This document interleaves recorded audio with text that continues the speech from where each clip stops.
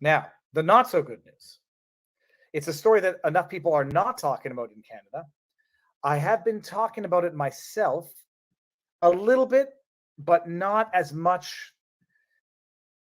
Not as much as not that I would like to, but there's not very much to talk about because it too, if it's not under an overt publication ban, it's very difficult to get any information on it. Now, the hold on, I want to shout out the person who is raising awareness about it and talk about it. Jason Levine, Lavigene, like Avril Lavigne, independent journalist. His Twitter feed is, his Rumble feed is independent journalist on Rumble, 536 followers, and he has done a number of podcasts talking about this. Jason Levine, his Twitter handle is @JasonLevineMP.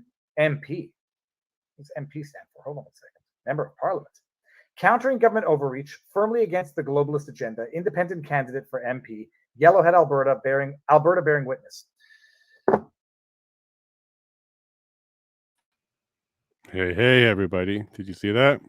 Viva Fry has now gone on to the Coups 4. So if you continue that, go to the 1 hour, 9 minute mark of his video today. He continues on with the Coups 4. He goes into the Newsweek article. Thank you, Viva. That took some time to get going for that, but thank you, Viva. That's going to open up even more doors. Newsweek opened doors. Viva's going to open doors. Maxime Bunier tweeted yesterday that's opening doors. So thank you, everybody, for all your help getting Viva's attention. As you saw, within 48 hours, we got a hold of him. He reached out. We chatted quickly, and now we're on his show. We're going to do our best to actually be on his show, and we're going to do our best to bring him onto our show. He is now interested. He's now looking into it. So that is great news. Good afternoon, everybody. I thought I would open with that because I just found out just before starting here that happened. So I'm excited about that. I want to share that with you. So I have a tweet as well. Please go share it. Let Viva know that you appreciate his time, and also let him know that you're now watching, that he's watching, so he doesn't give up and stop. Thank you very much, everybody, for that one. Well, welcome to Tuesday. I'm going to give you a disclaimer on this one. This particular episode is going to be very different than most of my episodes. Normally, I know quite a bit about my guests. I do some research, and then I have a little cheat sheet on what to talk to them about and kind of guide me through the 2 hours. For this one, I did nothing. And the reason for that one is because I actually wanted to learn what's going on as he's telling me. I want to pay really close attention to the story, and I want to pay really close attention to what's going on. I didn't want to fill my head up with a bunch of other stuff. I want to hear it straight from him and exactly what's going on. And who is him? Kurt Riese. Some of you know him because he actually reached out to me before I even booked him, and while I was booking him, he said, you should have this guy on. He's a military veteran, and he's got a story, like a really important story. And I get a lot of those. Come on, you guys know, you send these to me. So I get a lot of these. You should have this guy on and this gal on and this person on and that leader on. I get a lot of those. But this Kirk one, I got a few of them. He actually reached out. I believe that's how we first connected. He reached out to me on Facebook too. I'm like, oh, I now recognize that name, but I don't know his story. He started to tell me, and I'm trying to be, an unbiased journalist here because I really wanted to bring you the truth. So I had to try and ask him a couple questions. I kind of pushed him off to see if he would come back. He came back. He didn't respond like other people respond that are not telling the truth. So I kept talking to him, and he shared a couple videos with me, and we made an arrangement to get him on the show.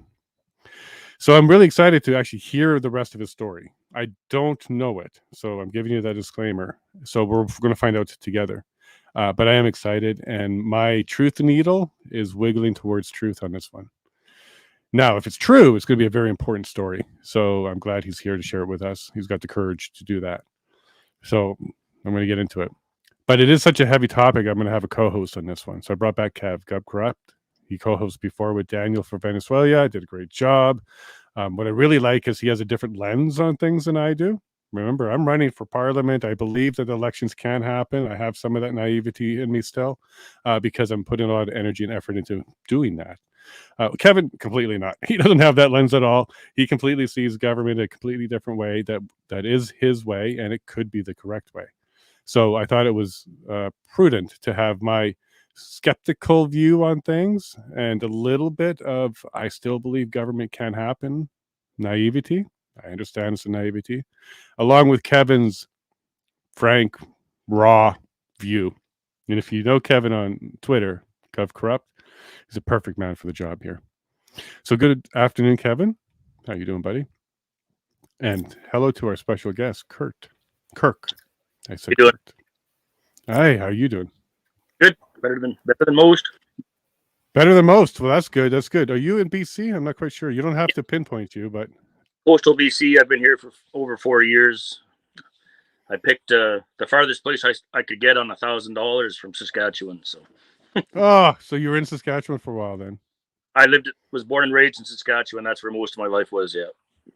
Yeah, I'm actually from Saskatoon. So my younger years before I turned into a teenager was all Saskatoon. It's a great place to grow up. Yeah. Are you in the Saskatoon area as well? I was in Larange, very northern, but I went to high school a couple of years at Evan Hardy and Walter Murray in Saskatoon. That's very cool. And Edward Van Poach says, Kirk, stay strong, sir. So you have fans here. People know who you are. So that's good. Yeah. So, well, listen, I'm going to just change the screen here. I'm going to put you on a center stage. I'm very excited to meet you, Kirk. So we've done a little bit of chatting back and forth on Facebook, and I've actually been pretty proactive at asking you not to share too much with me because I don't want to, not read what you send me, but I also want to try to keep it pretty clean. So when I talk to you here, it's more for the first time and I can use it with a fresh mind. So I do appreciate you taking the effort to try and educate me on your subject and having the patience with me as I was kind of pushing back and saying, look, let's save some of this for a little bit later. So I appreciate you continuing that conversation with me. Now, what I'm going to do is I'm just going to put you on and I'm going to ask you to just start where you want to start. Normally I say, you became a leader and what happened before that? Why did you become a leader or something like that? But for you, I want you to start right where you want to start and then we're going to go from there. Is that cool with you? Yeah, sure. It's just it's all I'm all over the page sometimes, but basically I joined the Canadian Rangers in October of 2010. So did my father, and things were going pretty good for a while. The Canadian Rangers are basically, we train Reg Forces survival skills. If worst case scenario is like crashing in a plane in the bush and you have to start a fire or make a survival camp or what to eat in the bush, or basically it's until you can be rescued, it's to be independent and save yourself, so to speak. And we were developed in 1947 our main goal was to protect Canadian sovereignty, and that's still our mandate. And it was usually pretty easy. It was like that was made for the Cold War and such, but things got really weird around 2015 is when I noticed it. Things weren't being aimed towards protecting Canadians anymore, and or even people from Larange. Like we had fires there, and it didn't seem like anyone wanted to help put them out. They would rather them burn. But basically, I really started noticing that we were getting paid oddly. Like I couldn't get a T4 from the military since 2010, and I always had big contracts and good jobs, and I didn't want to do my taxes without getting my T4s from the military, because you can't say that this is true and accurate when you didn't get a T4, right? But I left it alone. I didn't have any money to pay my taxes anyways. I was going through custody stuff, and either way, whatever. I always thought it would be money in the bank. I was wrong, completely wrong. In 2015, I was on Oplentis 2015 in Larange fighting fires, and I told my warrant officer I was displeased hearing that he was getting complaints from a local civilian about unwanted advances towards her, and I said just leave her alone, and I was immediately taken off the fires. He said, like, I'm done. So I was like, whatever. I asked for my pay sheets back, and he wouldn't give them back. And we signed blank pay sheets, and I didn't want to have my names, because it just looked like things weren't sitting right with me. But either way, I stuck with it for another couple of years because I got my best friend in there, Jim Searson, to be the patrol commander. And I thought things would improve because he never really worked. He had lots of time to do all the paperwork and such. And he's also the husband of the local the band chief Tammy Cook Searson. So I thought it was win-win, and they're both my son's godparents, or they were my son's godparents. But either way, I noticed that we were signing a lot more blank pay sheets, and some of the guys in my section were complaining. I said, like, what's with all these blank sheets? And, well, who's complaining? I was like, well, I am, you know. Well, then they tried to bribe me. They gave me $4,000 cash. I thought I should get paid about $2,800. So I thought I got paid like $1,200 too much, because we all got paid cash for our equipment usage.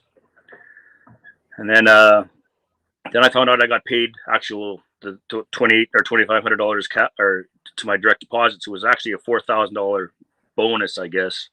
Mm-hmm. And that did well with me.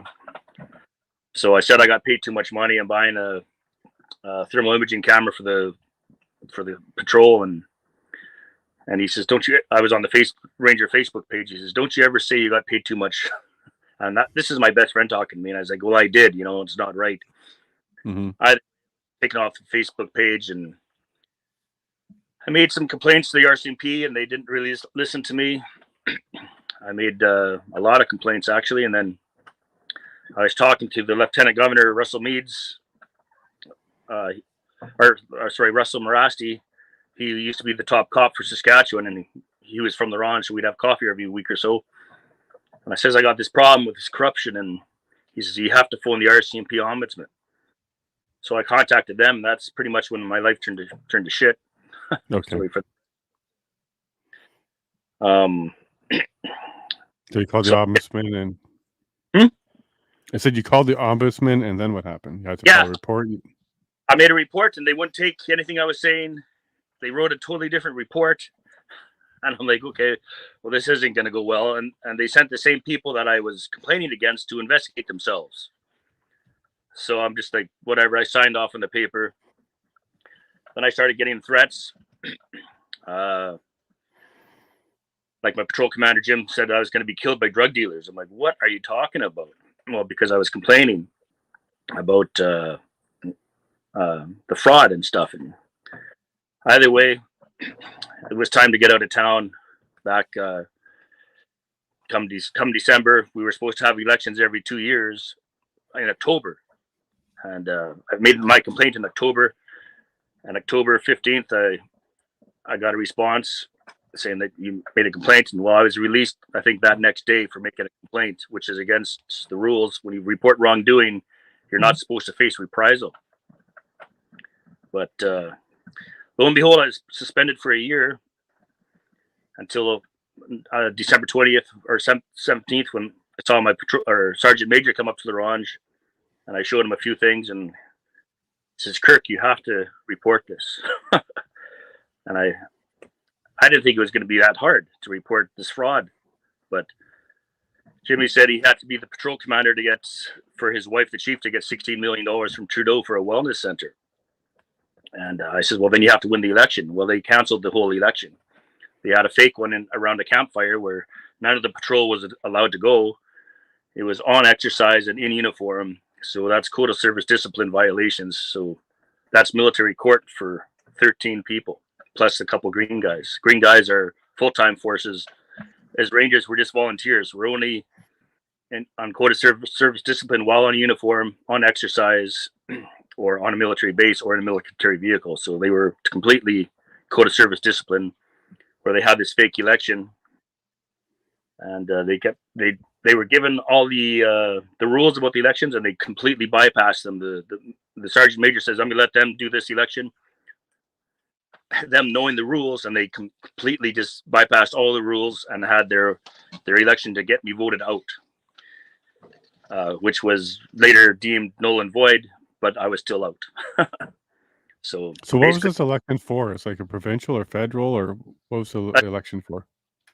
Federal. It's for the Rangers. We're the only organization in the military that votes their leaders in. So okay. So okay, actually get paid cash, right? So you got to keep that, from the corruption. A lot of people get greedy, right? Well, they were the greedy power couple, the chief of the band, and he's in charge of the Red Cross, and he's in charge of the patrol. Ranger Patrol. And there's a lot of cash. Like he says, Kirk, I could write my own checks with the Red Cross. I'm just like, Jesus, you know, you're not going the right way with this. And I saw what was coming down, and they just got more and more into the money and more into causing me grief. But I stuck it out until I had enough information. Like it's in our creed to get all of the information and give it to the proper authorities, which I did. But then I can't find the proper authorities. That's a tough one. So when you're in a Ranger in military, who is the proper authority? Well, we don't know, because we report it to our sergeant, which was Jim Searson, and then we can go to the warrant officer and the sergeant major, which is Michael Gilliard. But then they have to go up their chain of command, which I don't even know what it is, because we were given no information about how to make a complaint in 2010. You know, I thought, okay, well, it's just normal. We don't get T4s because it's government. Like, how would I know, right? It's, you know, and we're volunteers and we get paid cash. So on our wages, we got paid direct deposit. But like they picked who got paid. They got pick what they paid. We would go into a room and we would all sign off, and then we'd get paid. And everyone's, well, how much you get? How much you get? Well, it should be all the same, but obviously it wasn't, because I'd ask and they're like, oh, none of your business. I'm like, what? You know, this is all taxpayer money.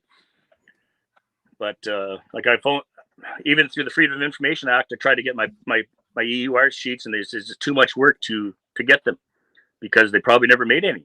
It's just a big cash money laundering for like 5,000 Rangers, where most of them, if not, like I would say the high percentage of them can't write or speak English, because they're all from way up north, and that's fine. It's nothing about their education. It's just they're from up north, and it's the only income they have is from Rangers. And so they're not going to say anything to get kicked off. And coincidentally, the Rangers also have the highest death rate in the Canadian military. And that was all over the military ombudsman before the new one came in, whoever that said we're the most poorly treated group in the Canadian Armed Forces. Well, they can't get enough corrupt people to run them. So they just keep those empty. And I made a bunch of grievances to try to get this sorted out. And guess who investigated the grievances? The same guy that I made the grievances against. So he investigated, just like RCMP investigate themselves, the military investigate themselves. It's just one big gong show. And I phoned the IDO, the Independent Disclosure Office, and he says, well, you have to file your grievances before you're released from the military. Like, you have to get to Edmonton before you're released. So after they had this fake election and I was stressed to the max, I drove to Edmonton, and the guys that were supposed to do my release were ex-special forces. Like, they trained my friends that were in, like, jumping out of helicopters in Afghanistan, and like, these guys are trained killers. They're the guys that trained them. And I checked in on them. And he says, yeah, no, they're good guys. They'll look after you. Well, he says, well, we have to phone your lieutenant colonel to see what the rules are. So I went for lunch at the Legion, and I don't think these guys were getting what I was throwing down. So I sent them a couple of emails. And when I got back to the base in Edmonton, they were like, we can't help you. I'm like, what? Yeah, just go back home and we'll figure this out. Well, I can't go back home. I was getting death threats, you know, and I truly believe them to be sincere. Like, even the RCMP came and told me, Kirk, I think it's time for you to leave. The drug dealers came to my house and said, Kirk, we're getting some weird messages here about you being an informant. And we don't care, because they've known us. Everyone knows who the dealers are, and we've known you all your life. But we can't control these little gangbangers that might want to get you. Like, up there, it's the murder capital of Canada, population like 6,000. So value of life is nothing up there. I would just be another guy that was killed by a drug dealer. Wow. So and either way, who's been that tip out there? Who's giving those tips to the drug dealers? The RCMP. Wow. Yeah, and like, I have all the messages to the RCMP, and it's painfully obvious they did not care about solving any problems. Okay. And what year was this? This was in 2018, 2019. Oh, wow. So pre-COVID. And Lucky would have been Lucky at the time? Brenda Lucky? Yeah. No, it was Stratton. And I actually emailed her in a blanket email with Trudeau and Harjit, and Georgina Jolibu was the MP for the area for the NDP. And she actually accidentally responded one time, and then she immediately blocked me. Yeah. So that's the only politician that actually sent me a message back and then blocked me. The rest, it's all their assistants. So, right. like Rachel Blaney, I have her on recordings several over the last couple of years, just laughing at me for trying to get assistance from her, and that's her. She's the NDP Veteran Affairs Whip or whatever you want to call her. But yeah, it's been a pretty awakening experience. I thought I'd be gone for a week, not 4.5, 5 years. So I left everything. I didn't even bring I packed a little overnight bag for me and my kid. I left everything back home, food in the fridge, and I just brought what we could carry. Yeah. So at this point, what's going on? So you've made a complaint. You told you go to Edmonton. Edmonton told you to go back. I went back last week, first time in 4 years, to see my dad because he's not doing very well, and I don't think I'll ever see him again. But I wanted him to meet my wife and let him know that my kids are looked after. So I wanted him to meet my wife, and that was good. We were able to see them. But this is the first time your dad met your wife? Yeah, first time, and the first time I've seen him in over 4.5 years. So, and I wasn't able to see my son. He's working at a mine, so I haven't seen him or met my grandchildren because I've been gone that long. And all this time, I've been trying to get someone to take my story so that possibly the bad people could get arrested and I could have my life back. But I can't see that happening. Not with. I've tried everybody and everything. I did everything I was supposed to do. I went to talk to Lieutenant Colonel Meads in Esquimalt, after I tried to drive through the border in Abbotsford, and they said, we know you have guns and we want to get this sorted out. Workplace problem. Well, it's a little more than a workplace problem. I'm a volunteer. Like I'm an electrician by trade. I did this to help Canada. I'm not a soldier. We don't go to fight outside of Canada or anything like that, but I still want to protect Canadians, and that was our mandate. But I didn't sign up for this. Then my warrant or Sergeant Major says, Kirk, you got to get this documentation in. Well, there's no one to give it to. The IDO won't take it. The whistleblower hotline, as soon as I phoned them, their server went on the fritz for a week.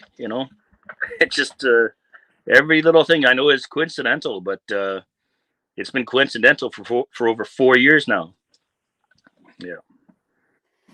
So can we get into the missing money? You want to Sure. get into that part, or what part's next in the chronological? We're in 2018 now. So what's the next part in 2018? Well, not the money. The money is the smallest part. Like I think everyone knows the government is kind of not so good with their inventive auditing or whatever, but it ended up being more of a human rights thing. Obviously, like when you make a complaint, your second in patrol 2IC, second in command, is supposed to look after it. Well, he completely blocked me and said I was harassing him. He's saying I shouldn't have guns. Well, he's driving around with all of his handguns in his vehicle because he has gun memberships at all these gun clubs and stuff. But I phoned in because I had a police officer. I was a section leader, so I had 10 guys under me, and one of them was an RCMP, and I told him what's going on, and he figured out what was going on. He says, you have to report this to the RCMP. Well, I phoned them, and they came back to my house and said, if I don't stop harassing my patrol leadership, I'm going to get charged. Like, that's how bad it is. And okay. They didn't know that I was documenting everything and recording things. So like the 911 calls, they did the exact opposite of what they were supposed to do. They're supposed to help me. Instead, they did exactly the opposite and ignored me, hoping I would just they was hoping I was either going to kill myself or be killed by a drug dealer in this short time. So I got out of town as fast as I could, and like I said, I never went back till last week, just before my marriage here to parents. And I didn't stop in town for more than 10 minutes. I just drove right through, didn't see friends. Did you have a wife at that time, and you have a new wife now? No, I was always a single dad. So okay. I had two, like my daughter and my son, but I had to leave my daughter because I knew the way I could take her from her mother at the time, and she was a good mother at the time. Go ahead, Kirk. You had a question, you said? Yeah, so like the way it sounds, right? It sounds like it's out of a Hollywood movie, like the enemy of the state, right? So right now the government is considering you, a hostile threat. By the way that everything sounds, would that be an accurate definition? But by like your point of view, That is 100% accurate, except it's worse. It's like being an informant for the police against a bunch of drug dealers when all of your leadership turns into drug dealers. So yeah. So and in terms of the RCMP, like they've shown high levels of corruption for a very long time, right? Like we're aware with what they did in Nova Scotia. We're aware with what they did with the people in Coots. And your story sounds like awfully familiar to a pattern that is emerging with this corrupt police force. So like, give us your full views on how the RCMP really, not only mismanaged this situation, but sabotaged it at your peril. Okay, yeah, well, so I came here at I had an ex-girlfriend, to be honest, here, and she's married to a friend, and she says, I phoned her up because I knew where she was, and she says, Kirk, you should come here. The people would really like a guy like you here with my skills. So I just told her I was looking for a place to retire. I didn't tell her my crazy story. So either way, I came up here and I laid low, and I went to the police station first off with my son, the RCMP, and I says, look, I want to talk to you guys about something. So I went into the office and they said, what's going on? And I put the barrel of a 45 on the table. And I said, I got a weird military RCMP corruption story that you guys don't want to have anything to do with. Like, what are you talking about? I was like, well, I have enough that I'm worried for my life. So basically just until the military police or RCMP come looking for me, just keep your mouth shut and as a professional courtesy, and we'll deal with it when they find me, because I was still trying to get it sorted out, right? And they're like, yep. Nope. They were like, yep. Maybe they found him. Yep. Come on, Kirk. Come back. Oh, there. I think I'm there. Yeah. You're back. You're back. Yeah. Weird. Jump off of Cephas's Wi-Fi and go on your other one, okay? First time that's happened, but no problem. Continue. I'm in a ship, but either way, I talked to them and they said, yeah, we want nothing to do with you. And I says, do you want the barrel of the 45? And they said, no, thanks.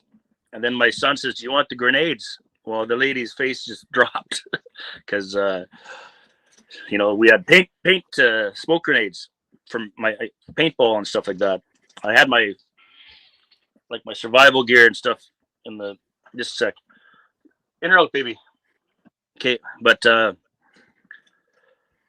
yeah, so they left me alone until I left my 22 chicken gun, like just a Ruger 1022, and at the police station, so it's locked up and safe with the barrel of the 45, because that's all I had was the barrel of a 45. The other part was locked up in Saskatchewan because I split my guns apart so they couldn't be stolen by these drug dealers and stuff. But either way, I left it at the police station. I was going to go target practice with my son, and there's a new RCMP there, and I asked for my gun, and he said, well, how come you're storing your guns here? I was like, well, because I'm living in the back of a truck and I don't want, in case someone breaks in to take it, right? It was all locked up legally and everything, so I didn't have any worries. Well, he pinged my pal, and that's when the military police phoned me, who I also had an agreement with that they would let me know if I was found, and I was found. So I said, well, let's get this party started. So I went to the hospital to say, look, I'm not homicidal or suicidal, but I got this weird story, and I had to make it pretty dramatic. And sure enough, they phoned the RCMP and they arrested me under the Mental Health Act, took me away from my 5-year-old son, who I had told a friend this was going to happen eventually. He didn't know what I was talking about. I was like, well, eventually the RCMP or the military police are going to find me and they're going to arrest me and take me away. He's like, what are you talking about? Well, they gave me the warning, and the next day I was arrested. And my son went with my friend Ingmar. But and then I was like, well, let's get my story out, and they wouldn't take my evidence. They didn't even make a file about me claiming it. They just said Kirk's crazy, lost his mind, and they sent me to a mental hospital. And I said, well, they said, well, we have to give you this drug to put you to sleep. I was like, why? Well, because you're going to be in an airplane. Like, that's not protocol to put people to sleep in an airplane. I used to jump out of helicopters fighting fires and stuff, and we have 3 airplanes. I'm not worried about flying. As well, we're just worried about you getting excited when you're in the plane. I'm like, what are you talking about? Put me in handcuffs then. No, we can put you in a straitjacket, but then we don't have to medicate you then. I'm like, okay, yeah, fine, put me in a straitjacket. Well, they put me in a straitjacket and then they medicated me, and they, it's my will. I woke up 2 days later in Vancouver, and I thought my story would get out. They didn't even have a doctor to talk to me there for a week. They had nurses saying, Kirk, you have to take these antipsychotic medications or you'll never get out of here. I'm like, well, how can I be even in here? I came here to tell my story. No, I'm in a mental hospital. Everyone has a crazy story. And if you don't take these drugs, you're never going to get out. Wow. Well, I had to start rethinking plan B. Any questions? What kind of drug they were? Yeah, what kind of drugs were they? On here, I made notes. Like, I actually have my notes from the mental hospital.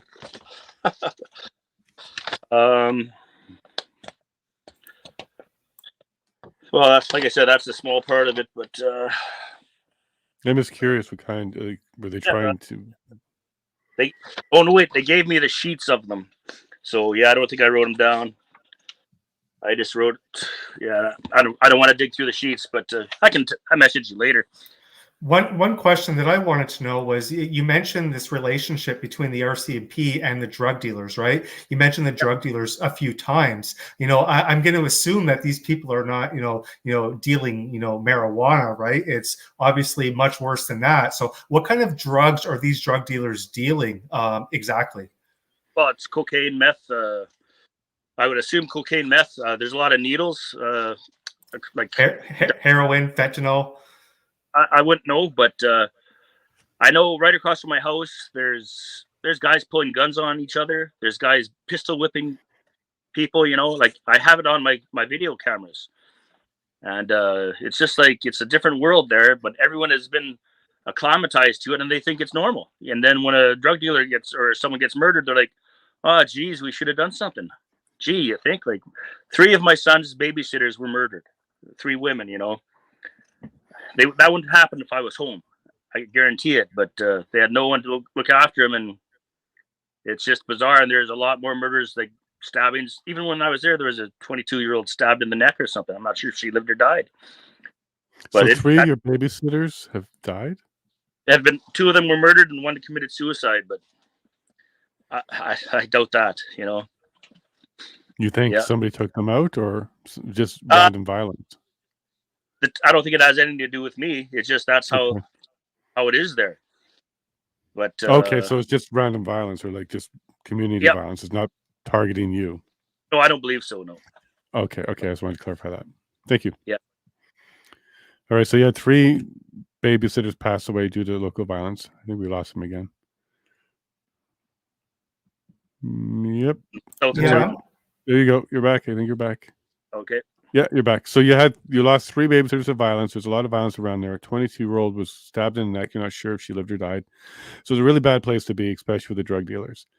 So what's the next step that happens? No, it's a good place to be if you're a drug dealer. It's a bad place to be if you're trying to stop drug dealers. Right. Well, I meant bad place to be for a normal person or somebody who's not involved. Yeah. So whereabouts up north with this? This is Laurent, Saskatchewan. Yeah. Okay. And the Chief's family's been in charge of the band for 40 years. It's just that's way north of North Battleford, or is that way up there? 4 hours north of Saskatoon, 2.5 hours north of Prince Albert, and there's only one road in, one road out. You're getting close to the Northwest Territories, then. No, it's in the middle of Saskatchewan, but it's considered northern Saskatchewan. Gotcha. Yeah, there's like nobody up there. Yeah, there's hardly anyone up there yet. So. All right, so you're up there now. Oh no, I'm not up there now. But No. We're in the story. So we're in the story. So you're up there, and then what happens? oh, I thought I was talking about the RCMP here. Oh no, I'm arrested and I'm in the mental hospital. Right, and you got your notes. We didn't know what drugs you had yet. Yep. Yeah. So I was looking for my notes, but either way, I'm like, well, so they're saying, well, Kirk, you think the government's out to get you? I'm like, I can prove it, you know. So Well, they actually have to get a lot of us, actually. Yeah, of course. I sound like a very crazy person. So after, like, I talked to a doctor for half an hour, and I said, well, I want my medication. He's like, no, you can't have that. Like, my doctor's prescribed medication, so they refuse to give me my meds, which is against my human rights.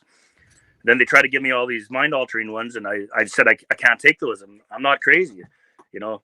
Well, you have to, or you're never getting out. So I took them for a couple of days, and I just couldn't deal with them. So I said, like, okay, you're gonna have to call in the straitjacket guys again if you're gonna give me these, because I can't take them. I refuse to. Well, then you're never gonna get out of here. Either way, I said, look, I see people walking around with these iPods. I says, can I get mine out of my bag? So they let me actually get my charger and my iPod with the earphones. Well, it's actually a recording device. It looks like one, like an iPod, but it's actually, so I was able to record the doctors and nurses the whole time, like after the first week in there. It's pretty brutal. Either way, I was able to get out after 12 days because I told the doctors, like, well, he says, you actually think the government's out to get you? He's like, I can prove it. He's like, how? I said, well, get my briefcase. Well, how can you prove it? I was like, well, I'm recording you right now. And he didn't know that I had it right in my shirt. But he knew, I think he could tell that I'm not a liar. He says, you don't have to be here anymore. So they made the calls back to the Esquimalt to military base. And they sent a captain and a lieutenant up to release me or get me released from the hospital without a tribunal. Like, legally in BC, you have to have a tribunal after 3 weeks. They can't just release a person with no medication, no mental health plan, nothing. But, you know, I didn't need any of that because I wasn't crazy. But they released me with totally against all the protocols, which is probably enough to shut the place down, on the condition that I would be released from the military. So I was released on the 21st, but on the 20th, they gave me a 2-hour pass. So in that 2 hours, I'm walking down the street and I see a Liberal nomination office. So I go in there and I says, I want to, you know, let you know that I have some information that would help Trudeau or take him down. What are you talking about? So I emailed her a few pages. She says, oh my God, what's going on here? And I said, well, I have enough to ruin political and military careers. So she's, yeah, I'll forward this off. And then I walked across 2 blocks over. There's an NDP office. Well, that lady was just happy to see me, and she was crying when I left. Either way, they said they were going to look into this. I go back to the hospital. The next day, I get picked up by the captain and the lieutenant. And on the ferry across to Esquimalt, the RCMP calls me and say, Kirk, were you in this office? What were you doing there? And it's all recorded. It's in my Facebook there. And I said, well, I just letting Trudeau know that I have the ability to end his and many politicians' careers and military careers. He said, well, did you threaten them? I was like, no, that was the threat. I can ruin careers. That's a threat, I guess. But you got to listen to it. The guy asked for my PAL, like my possession license, and I gave it to the captain. And either way, I said, well, you have to investigate when I tell you about this stuff. And they never investigated. They just took my PAL. And I said, well, I have everything recorded if you want to listen to it, but they didn't. I don't think anyone believed I was recording anything until about 2 months ago. Like, I got my daughter back, and that's, you know, I've had her for a year, but then I saw that the Coots boys were still there. I didn't even know that. But either way, I started plastering Facebook with my recordings because I figured someone would pick up on it, and many people like you have. And I thought, you know, it's stuff like the Coots boys that sets me off, and I can't handle that because that's wrong, you know. And I don't know their story, but I think it's probably wrong, knowing what I know with the government. So here we are. Because you know they're capable of doing some pretty evil things. So that's why you made that statement there. Yeah. Like they I'm a great guy, you know. Everyone, like, my psychological evaluations, Kirk is highly trained gentleman with exceptional skills. He just has to get his documentation into the proper authorities, hopefully within a 2-week period. That was March 28th, 2019. And still, no one has taken that information. I Have put you it in a packaged big it all? Pardon me? Have you created a package of it? I gave it to the military police in Esquimalt. And they took it, and that was all they did with it. And I accidentally left my son's birth certificate in there. And I asked for it back, and they said, we don't have it anymore. It's not here. You think they just burnt it or shredded it or Yep. something? Yeah, because I went to the military police again after I on Canada Day. I went to Whistle Stop just to try to make a few connections, which I did with Ron Clark, and he interviewed me yesterday. But on the way back, I stopped at the military police in Comox again, and I says, "There's a young corporal there," and I says, "I got some information for you." And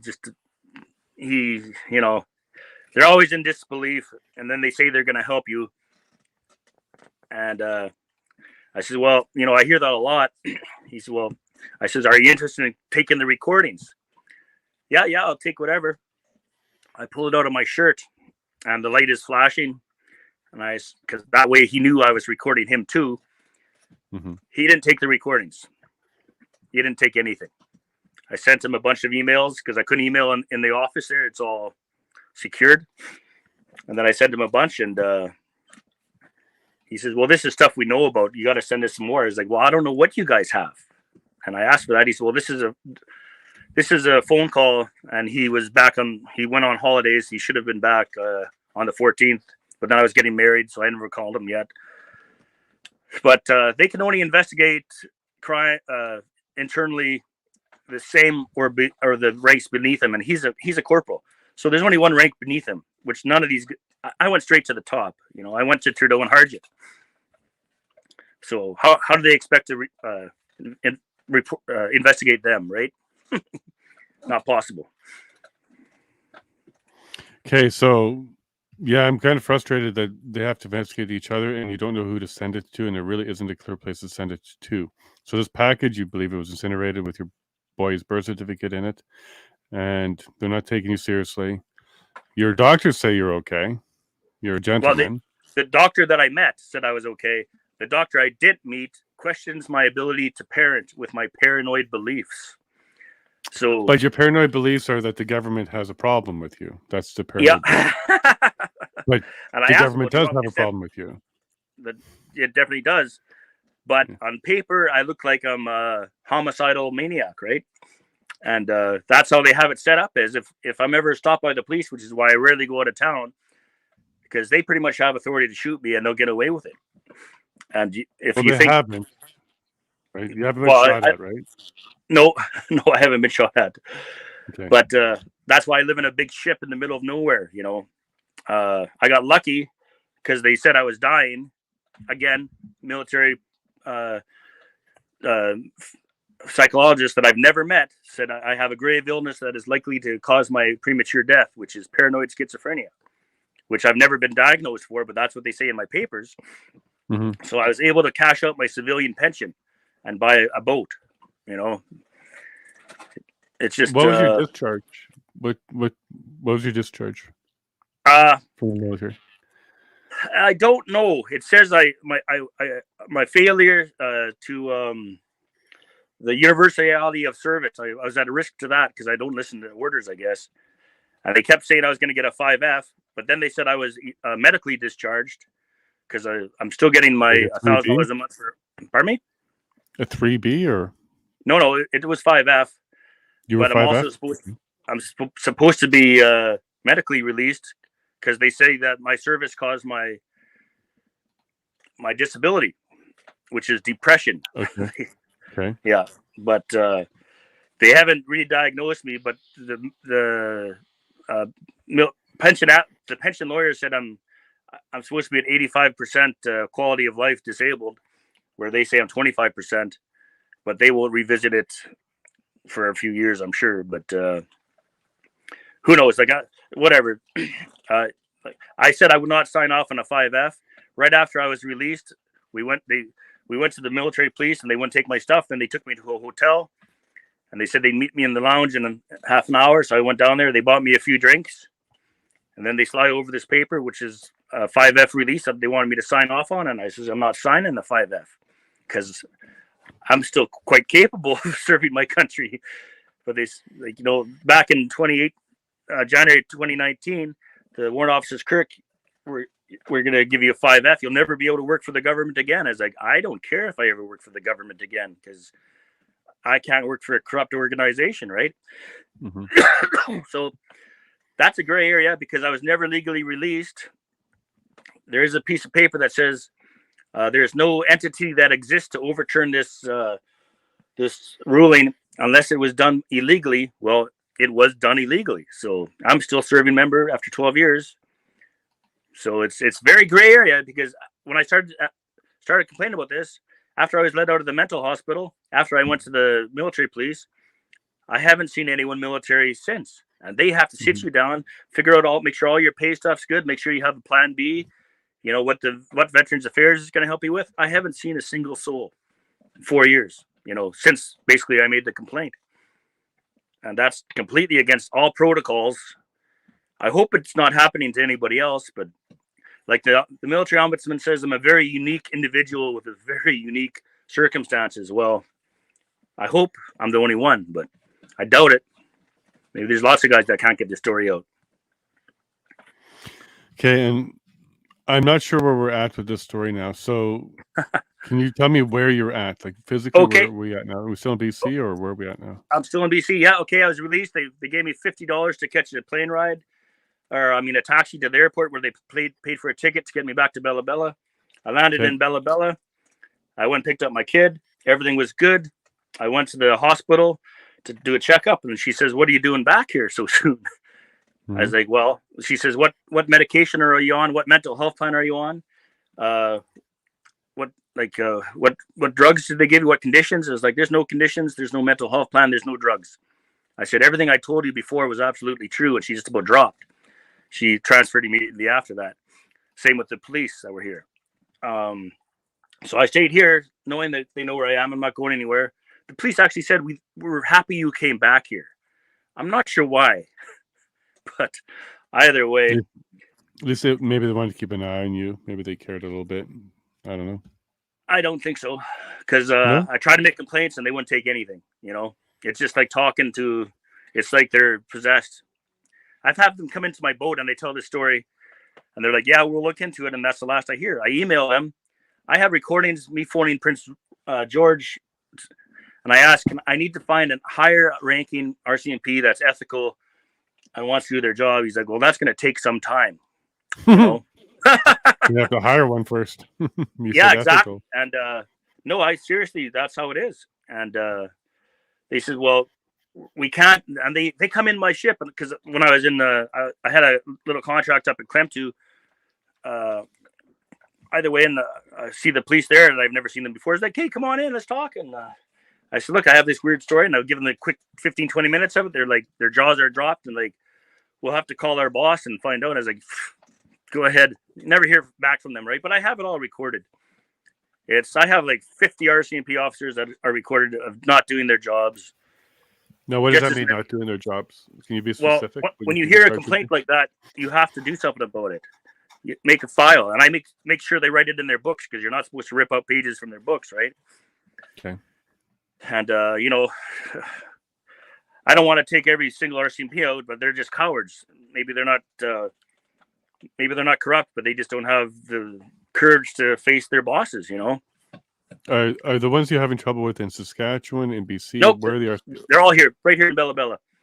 The first one I talked to, he knew all of the people that I knew. He worked with all of the people that I knew. When I made this complaint again in CFB Comox a few weeks ago, he worked with Rangers before. When I went to file my grievances in Edmonton, Billy Bowen just joined the Rangers. It's the biggest money laundering scam there is since 1947, you know, and they all got their big piece of it. What do you think their problem with you is? Is it because you hold people accountable and there's just a bunch of corrupt people, so they don't like those kind of people? No, it's because I have evidence and they can't prove me wrong. So Yeah, That's the biggest why not? thing is Why not that- just take you out by this point? Sorry for being rude because about I that. posted. Well, that's what they said. That you can't post your stuff on Facebook. Well, bang! As soon as they say that, I post everything, Okay. and that's probably what saved my life. Because how can they? It's Okay. Okay. I think I've caught up now. So go ahead, Kev. You had a couple questions. Yeah, so the way I see it is like I've always seen the RCMP as a corrupt organization, right? So even if you're contacting somebody within the RCMP that is, a solid that tries to take it to a superior and their superior, you're eventually going to run into a corrupt individual that's going to stonewall you, right? So that seems to be what's going on there. So in my point of view, I don't think that you're going to be able to get the answers you're looking for by relying on the tools the system provides. So by going through the regular channels, you're just going to get stonewalled. You're just going to get brushed off. You're going to get lied to. People are going to leave, and you're never going to get to the bottom of it. And I'm sure you're familiar with a gentleman called Mark Norman, right? The Vice Admiral, who Trudeau basically. Yeah, no, I remember him. Yeah, and he was like, that's amazing that he was released. But the thing is, he didn't have 7 years of indisputable evidence like I do. He just caught them. Yeah, caught them flat out, and he was the vice admiral of the Navy, right? And Justin Trudeau went after him, and the only thing that saved Mark Norman's butt was his lawyer, Mary Heenan. So the only thing that's going to really have the government respond to this is public embarrassment. So you have to get them get it out there and show it so that they're embarrassed and they have to respond to you. Well, that's what I've been doing with several politicians, but guess what? They don't respond. Neither do the police. Right here, I have a letter in front of me to the Brigadier General Simon Trudeau, CF Provost Marshal, National Defence Headquarters in Ottawa. Complaint against personnel of the 4th Canadian Ranger Patrol Group, dated yesterday. I haven't sent it yet. I'm still doing some fine-tuning. But he's in charge of all the military police. When I first got here, I thought there would be a helicopter coming to get me, and Kirk, let's get your stuff and get you back home. Wow. not what I had happen. So Okay. Well, they just left you alone, though. What's that? Are you saying they just left you alone? That's not. Well, they left me alone, except they seized all my accounts until 2020. Okay, so now are we at the CRA stuff at this point? Okay, sure. Yeah, and I thought, I'd be and here. when does your health conditions come into play too? I want to make sure we do the timeline right. Because you have a health concern, right? Back when I started this, my doctor says, Kirk, stress is the biggest killer. Well, geez, after 4 years of this, you think it's been helpful? And that's what they're hoping. They're hoping I'll die. Like, I have this great big, I can't know if you see it, but a big lump on my head. So what is that One from? on my throat, You can't get those checked out. I can't go to town. I can't make an appointment with a doctor because then they'll know where I'll be at a certain time. And shit happens, you go out, there's a car accident. Oh, so many stabbings, random stabbings, like, it's not worth it for me. I'll take my chances here in the ship. Okay. But, okay, so now let's get to the CRA stuff. So now we know you have a health thing. You don't know what it is. It's growing back your neck and on your throat. And CRA got involved with you pretty quick too, right? Yeah, well, they seized everything I made since 2015, as soon as I made my first complaint. And I thought, you know what, no big deal. It's money in the bank.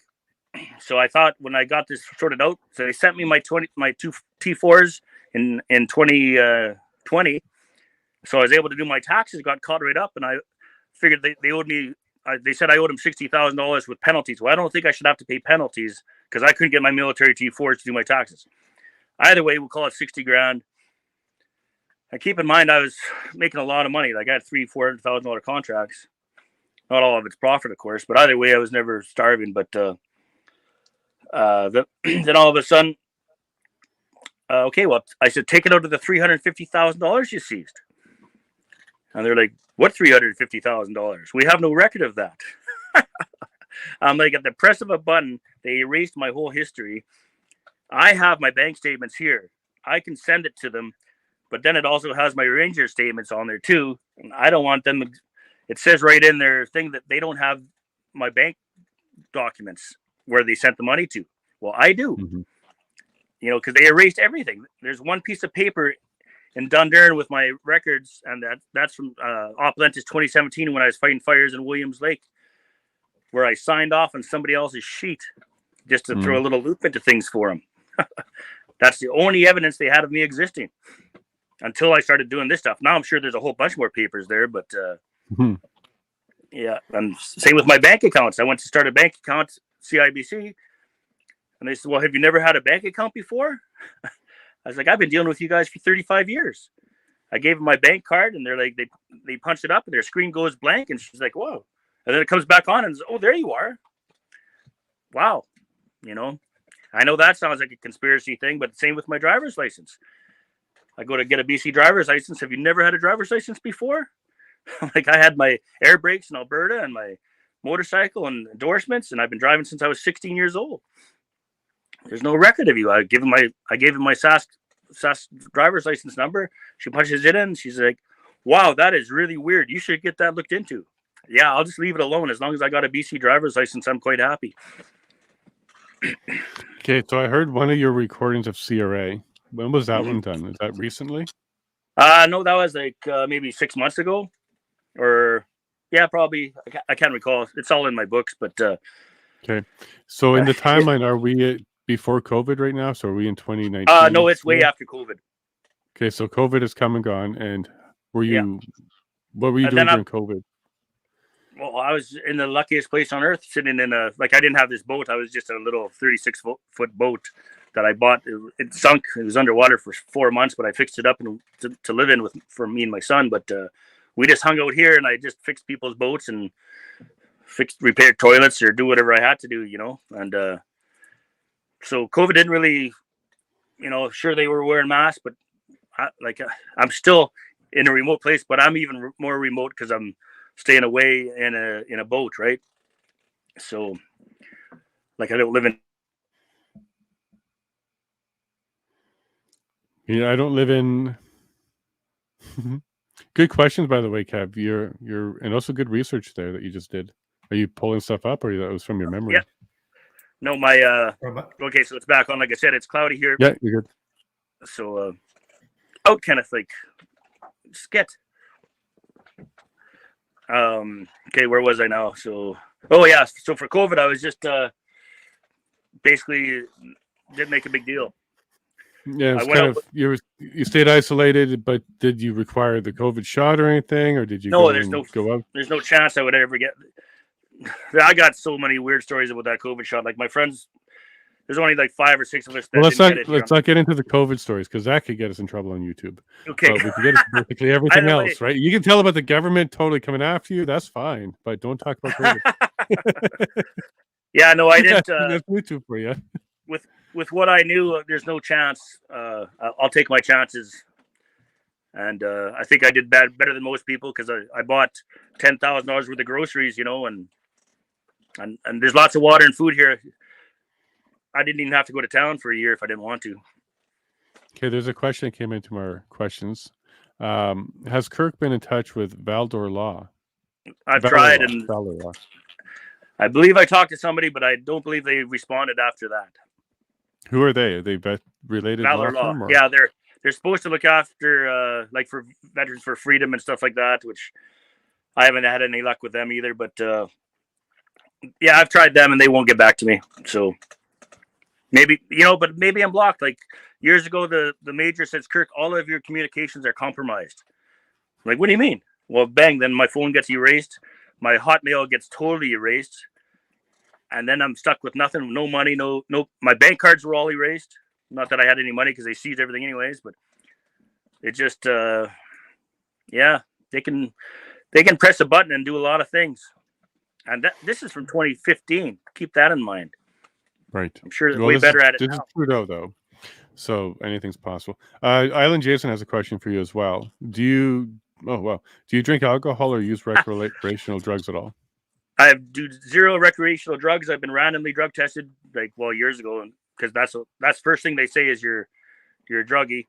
And yeah, I drink probably 3-4 beer a day at the lowest, but that's only when I'm stressed. So yeah. Well, I guess Jason might be saying you're stressed quite a bit. So what's that? So would you be stressed quite a bit? I am stressed 100% of the time. Yeah. But you're fine right now, though, right? Are you feeling comfortable with this Oh interview no, so far? no, it's getting easier. It just someday this has got, like, even me looking through all my voice, like my papers and voice recordings, just stressing me out because I can't believe I've had to go through this. But Yeah. like that's what I told them years ago. I just want someone to come here one time, tell my story one time, and then be done with it. But they won't do that. If I was to kill Hopefully this somebody, will do it for you. yeah, if I was to kill somebody, there'd be 20 guys here right away looking through all my stuff. But I haven't done anything wrong, and they're just waiting, But how come they don't come look at my stuff first? And they got to be a little bit more proactive, not reactive, right?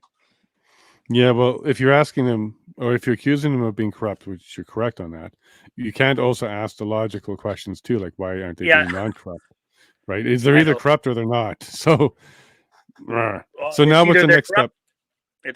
It's either they're corrupt or they're cowards, and either one shouldn't be in a politician or a position of authority.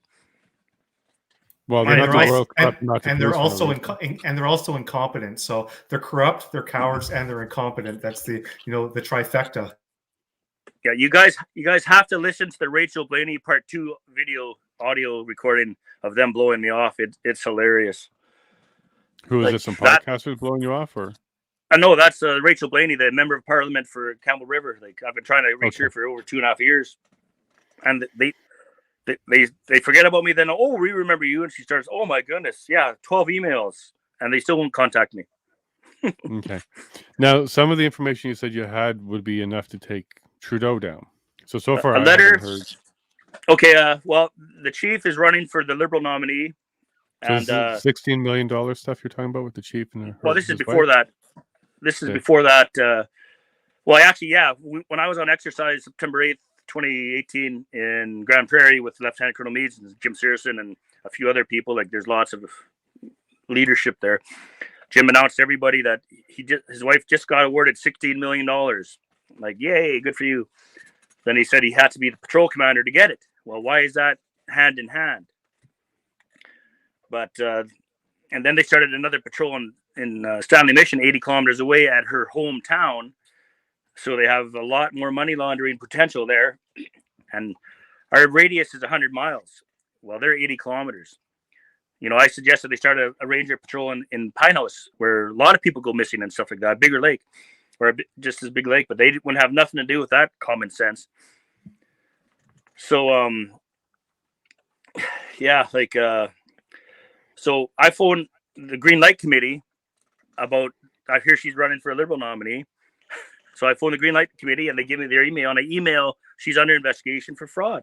Well, send us anything you want if you think it's going to help. Mm-hmm. It's not going to help. I sent them stuff. They just blew me off. So then I emailed Trudeau and I says, look, I've on the run, the corrupt band leader, Liberal, I didn't say Liberal nominee at the time. And then he still allowed her to be a Liberal nominee, which she lost. Thank goodness. But, and then he blows it off and says, well, it's a military problem. So Harjit's going to have to deal with it. Well, then Harjit quits being the Minister of National Defense and he goes and runs as a Liberal nominee. So you're saying Trudeau responded to, or his office did? Well, it's only his office, but that's how they get away with it. They always say it's not them. We didn't know about it. His office is good enough, but his office responded to you? Yeah, his office responded to me, yeah. And so did Harjit's office. And it just, like, he's failing to monitor the people as leaders. So it's his fault. Like, if it's a contractor's job to look after everybody on the site, it's his fault. It goes right up to him. That's where I started, was at the highest one. That's why I said this is way above everyone's pay grade. Let's start at Trudeau and work our way down. Well, sometimes it's easier to work your way up. But okay, so you talked about how he allowed a candidate that maybe you thought had ethical issues to continue. She didn't win. So that's one of the issues you brought up, I think, before was they don't vet their candidates well, and you think that's a problem. Well, that's a huge problem. Sure, but that's pretty common, frankly, in like all parties. Now, whether or not they're corrupt and illegal and they have that kind of baggage might be a different story. So, is that what you suggest she had? Like, was she corrupt on a criminal level or just corrupt on a ethical level? Well, criminal level for like to get nominated, you have to have so many people say their pay, and then that you're they'll vote for you. And she just took the Ranger money, I'm sure. And there's enough of it, $80,000 missing in one weekend. And then all of a sudden, I see she's running as Liberal nominee. It's that is questionable. But it's her when they had the fake election to get me voted off. That was the one that Ranger really election. The Ranger election. Yeah, like that is military prison for all of them. And they knew it, and they knew that they were untouchable because they're protected, right? So. Yeah. Okay. So what other pieces, and I'm sorry if I'm getting frank with you, but what other pieces of corruption do you have against Trudeau himself or his office that you think is just that, and every other candidate that I've been trying to get a hold of won't respond. So do you have a list of the politicians, the candidates that you have reached out to, other than the ones that you already touched bases on?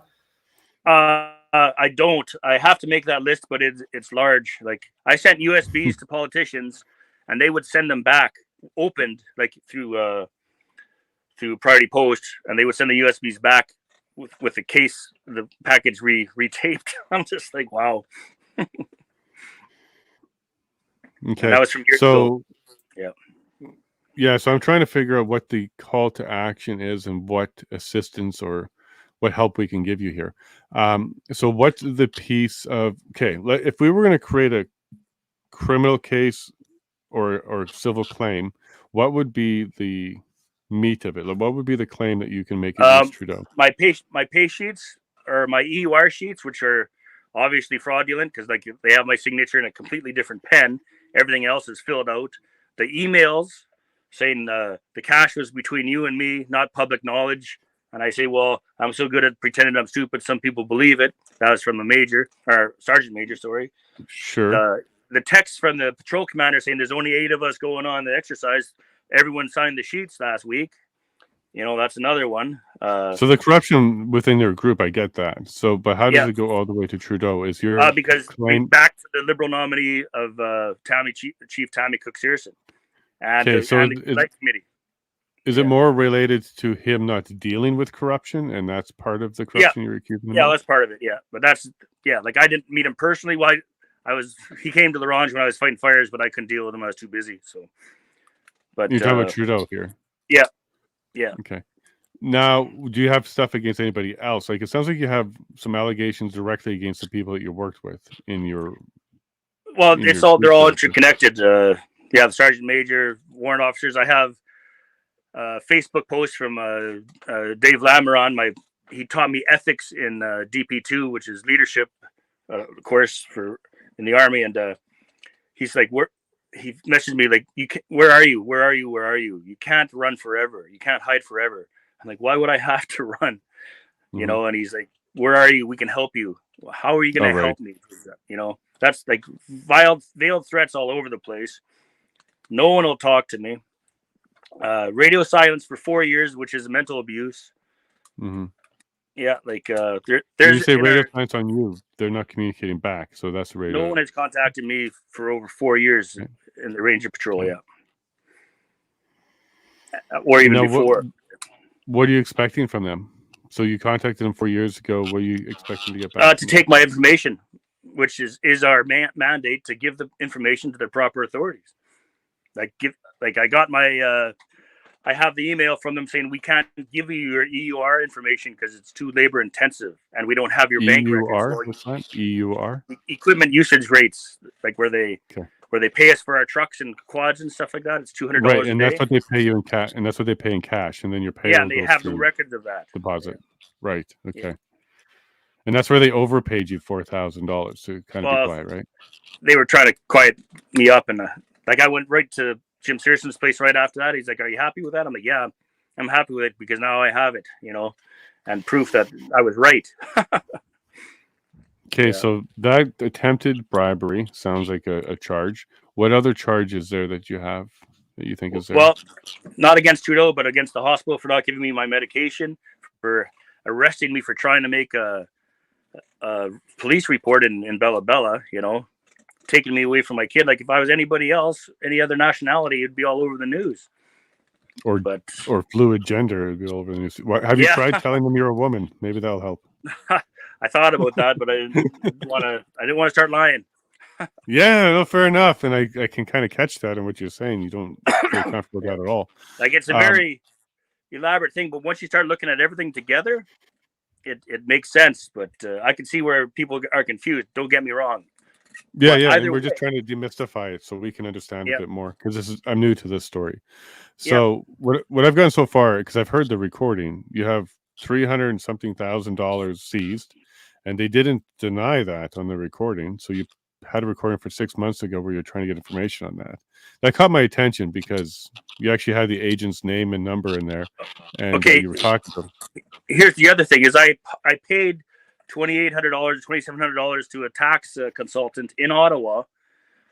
Sorry, I'm just looking. There's a barge coming in, but in Ottawa to go after Canada Revenue. And March 17th of this spring, he sent the request to get my information, which should take 2 weeks. He still hasn't got anything.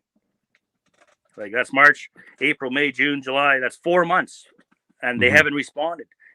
You know, at the press of a button, they can say you owe them 50 cents, but they can't find $350,000. You know. So are they saying they can't find the record of it, or is this? They have no records of it. Yeah, no, they can't find it, or they're not contacting them back. So if they can find it, it's a big boo-boo on someone's part, because usually they take like 30% to keep you so you can live, right? They took 100% of everything I got paid. I have the emails from the sergeant saying we need your banking information. I was like, no, just keep the money until later, because you'll just seize it anyway. So I give them my banking information. They'll deposit it into my account. 10 minutes later, it's gone. You know, so why bother? You know. Kevin has another question here. Sure. Yeah, so like I've just been listening, and this is the first time I've heard your story, right? So I'm just trying to piece everything together in my mind, and I could be wrong in my view, but the way it sounds like it is that you kind of stumbled upon an illegal drug operation that was dealing with the RCMP. That clearly goes all the way to the top, because that's the only way that they can hamstring you, and to make the connection into the CRA and to the PMO. The highest levels of government are obviously they're aware about it, but I think it has to do directly with the RCMP smuggling and selling drugs, using these drug dealers that you mentioned, and then you're taking this massive amount of cash that they make and then just funneling it through the system that way. And that's why everything is paid in cash. And sure, it's more elaborate than that, but that's just my 2 cents on it. Like, what are your views in terms of that? Well, I know there's a relationship between the RCMP and the drugs, that's for sure, but I don't think they have anything to do with the money laundering to the Rangers, because we got paid cash, like that's government, and they just you just have to sign a blank paper, and then there's $7,000 per person per week, of cash that's unaudited. But yeah, like I tried, like just I'll have to send you some of my stuff, but something I don't want to tell on the air, because this is that damning. Okay. Like I tried. Well, that's basically they just said, yeah, we know they're drug dealers. Tough luck, you can keep having.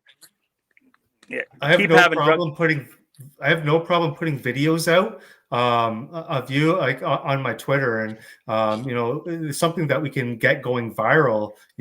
Shoot me a message, and we'll try to get that out there, and I'll try to gather like everybody that I know around me, and to get that message out, because I think that's what we need is for you to get. I'm just gonna keep putting stuff on Facebook, like all these audio recordings. Like I have the military officer in St. Kirk. It's the government. They can do whatever they want to you, and that was what I was in my most stressed times 4 years ago, just trying to figure what the hell is going on, right? and the major saying, Kirk, just go back home to your family, you know. And it just, all these emails, it just, I get stopped at the border, like I go across the border in Abbotsford with guns and like handguns, illegal to carry, even, and they let me go. They give them back. They shake my hand and say, thank you for your service. They find out at CFB Esquimalt, and Lieutenant Colonel Meade said, okay, we hear through the grapevine you're carrying guns and stuff. We're worried for our safety. Can you come in and discuss this workplace problem? In February of 2019, and they know I'm packing, but I go there. Of course, I don't have any guns when they search everything. And then they say you did everything you're supposed to do. Unfortunately, you're the only one. And then they don't report the guns for 6 months. I'm a crazy ex-military guy with a 5-year-old kid in a borrowed car, 2017 Denali, thinking the Army's out to get me, drinking on medication with guns. And they don't call it in. My patrol lieutenant colonel doesn't call the RCMP and make a formal complaint. They wait until they find out where I am, and then they arrest me under the Mental Health Act and take my 22. Why do you think they're not helping you when you report it? Are they corrupt? Are they scared? What do you think their motive is? Like, do they not want to bring it forward because they were worried about repercussions, or are they just straight up corrupt or paid off or something? Oh, I think we lost him. Yeah, no, you're back. Okay, did you hear my question there? No, I didn't. Okay, no problem. So do you think these people that they're trying to report to but not to do anything, do you think they are corrupt, or do you think that they're scared of doing anything to help you because of the repercussions they may be definitely, I would think they are scared of reprisal, losing their pensions, losing their jobs. Like, everyone I talked to, like even Russell Marassi, who was the ex-top cop, I told him this story. They either get retired or promoted, and he got promoted to Lieutenant Governor of Saskatchewan. It's yeah. Yeah, you're right about the promotion there. The Coots boys, or the Coots men, you mentioned that a couple times. You said you didn't know much about them, but there was a tweet or Facebook post where you said you could help them. Well, this is what I'm trying to do, by showing that they can arrest people like me for trying to expose the corruption.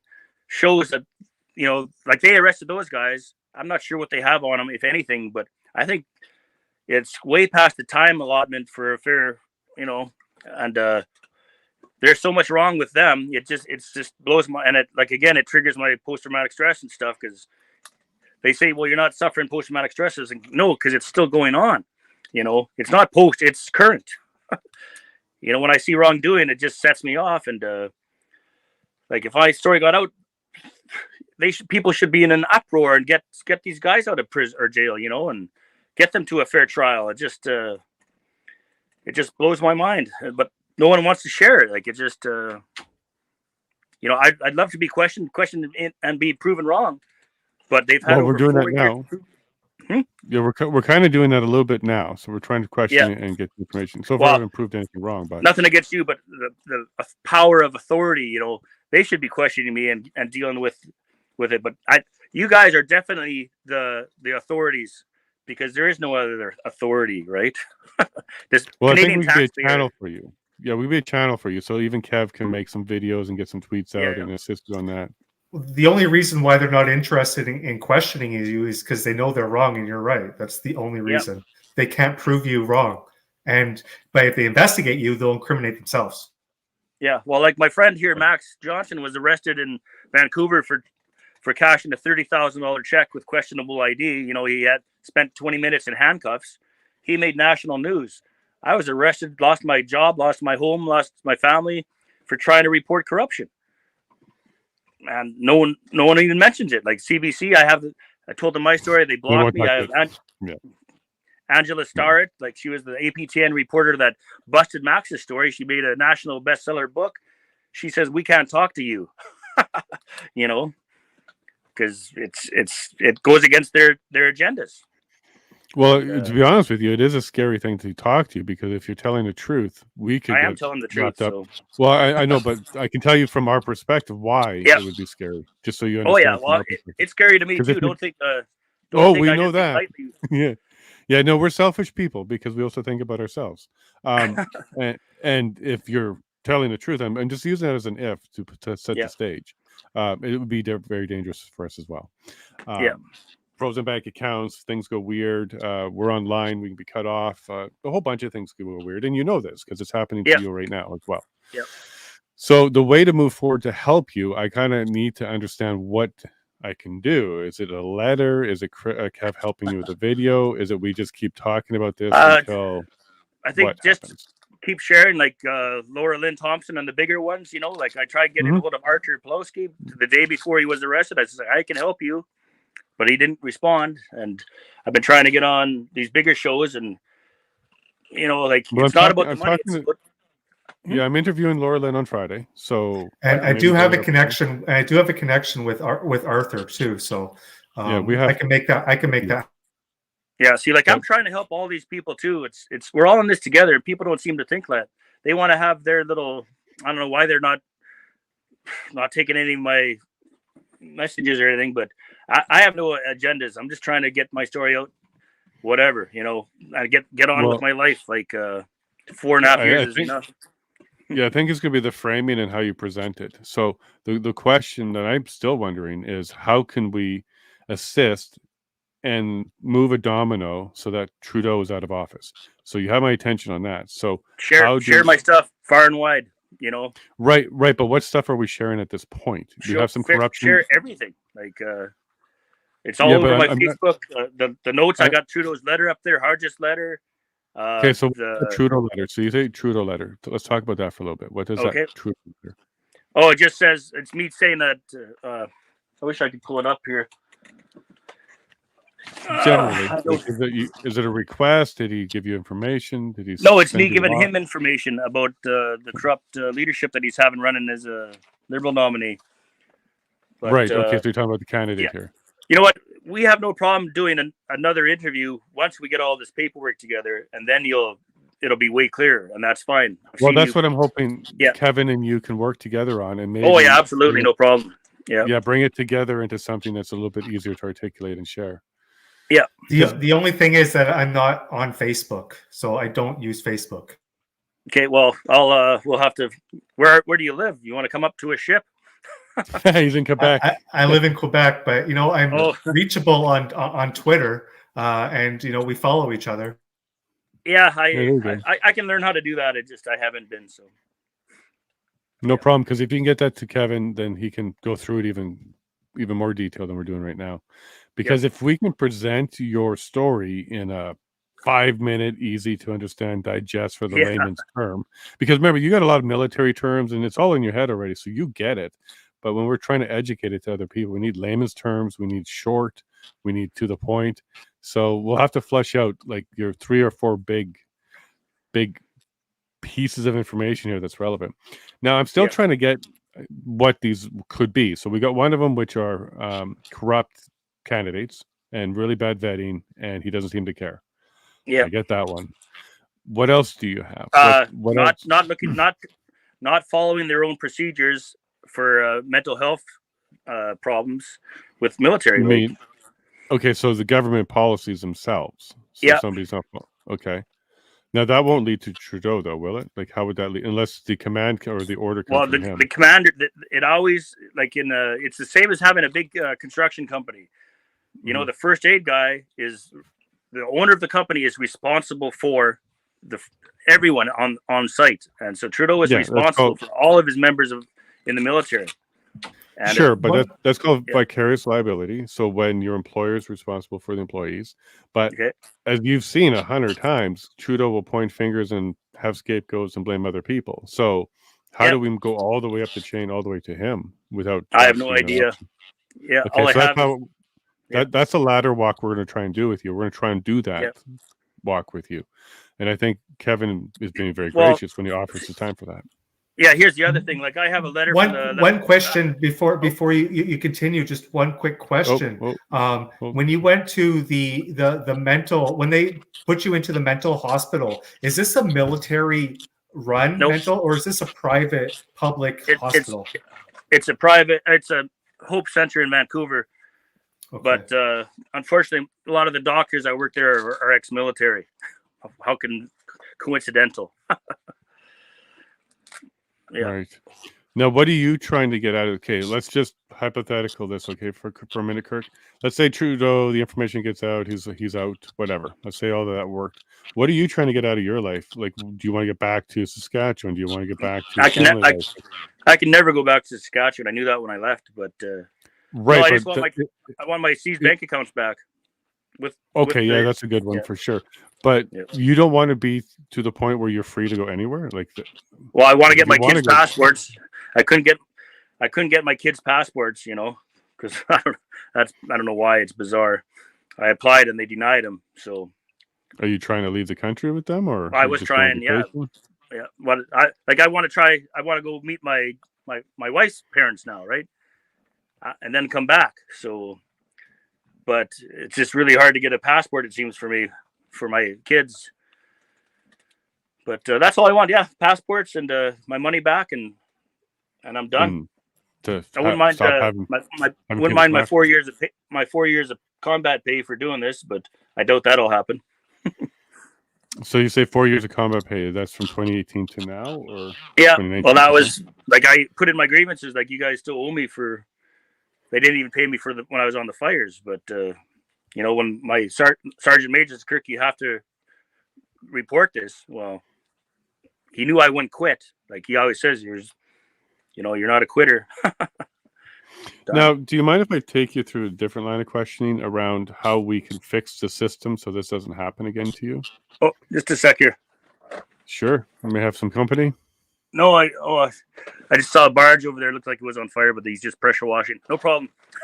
Oh, you saw the water spraying and stuff? It looked like smoke, yeah. Sorry, go ahead. Yeah, okay. No problem. So how could we fix the system is going to be the next question. So one thing I totally identified that you brought up is the chain of complaints is within the organization itself. And sometimes it gets back to the person you're complaining about, which is horrible. So what would be another way to address that? In my grievance, I said to put a civilian members in the IDO, in the Independent Disclosure Office, that are not associated with the government. But even that being said, the CRCC doesn't seem too active to get back to me. But everyone is susceptible to bribes and stuff. But I don't know.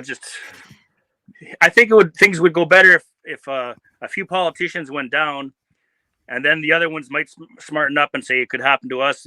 Like Whistleblower, Bill C-290. This is Canada, though. Politicians don't go anywhere. Like, I'm trying to find a way, and Kev's shaking his head because he knows this too. Yeah, well, I was in touch with Whistleblower Canada regarding Bill C-290, whistleblower protection for Canada.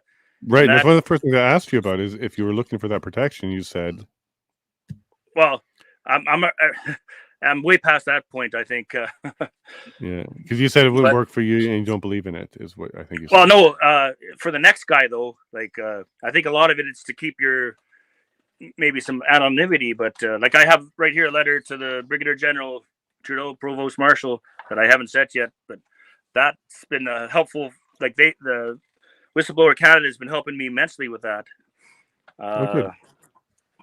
And they will continue to do so, I hope so. Okay, so you're working with Whistleblower Canada. Now, what did they want you to do? What steps are you taking with them?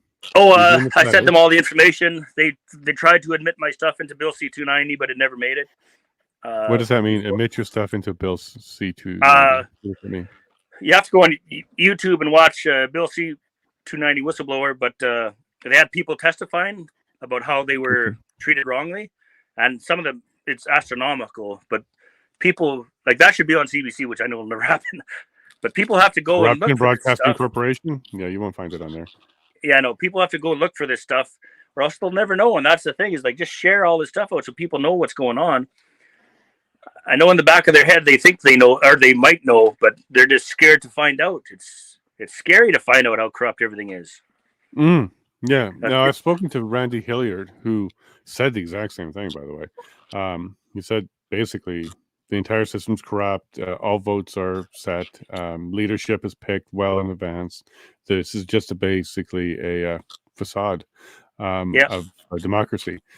Look, I'm starting to head that way, and I know Kevin's over there going, "Yeah, come on, Jay, you're late to the party." That's what he's saying. But I think in order for this to be a good team, we need somebody like me who's still outside a little bit to help as well. Yeah. I think that makes a good team here. I don't think all is lost. I think, like I said, if a couple of them go down, I think the rest will straighten out because it's just I gotta deal with something. I'll be back in 1 minute. If you want to talk amongst yourselves real quick. Go ahead. Just kill your camera, kill your mic. That's fine, or whatever. Yeah, I'll just be a minute. Yeah, like the way that I see it, it's like, these are human rights violations. This is like extortion, racketeering, drug dealing, money laundering. And, this is all to do with, our government or our institutions within government. And, that's why nobody wants to touch this, right? Because, anybody that touches this pole is going to go, down right quick. And that's what they do to these people. They either push them aside. Anybody who brings this information to light is either going to be pushed aside or promoted, right? And say, hey, if you don't, toe the line, you're either gone, or, take this bribe and you're one of us, right? And, some people go one way, some people go the other, but the person that has the problem is going to be left holding the bag. Yeah, no, it's totally a tough one because I'm not sure what I can do to help, and I'm not sure what repercussions I'll have. I would have to try and validate a lot of this stuff if I'm going to report it. You wouldn't have to because you can go ahead and talk about it. But from a reporting standpoint, I got to figure out how to corroborate some of this. One of the things that like I would be interested in is, like, I know that we're not going to get much coverage in Canada, and like looking to the US is wishful thinking, right? Because we're so small, but I do know that they do value the military in the United States. So if we can catch some, big ears in the US to, put this in front of the camera, and then we start getting US coverage, and then Canada can't ignore it.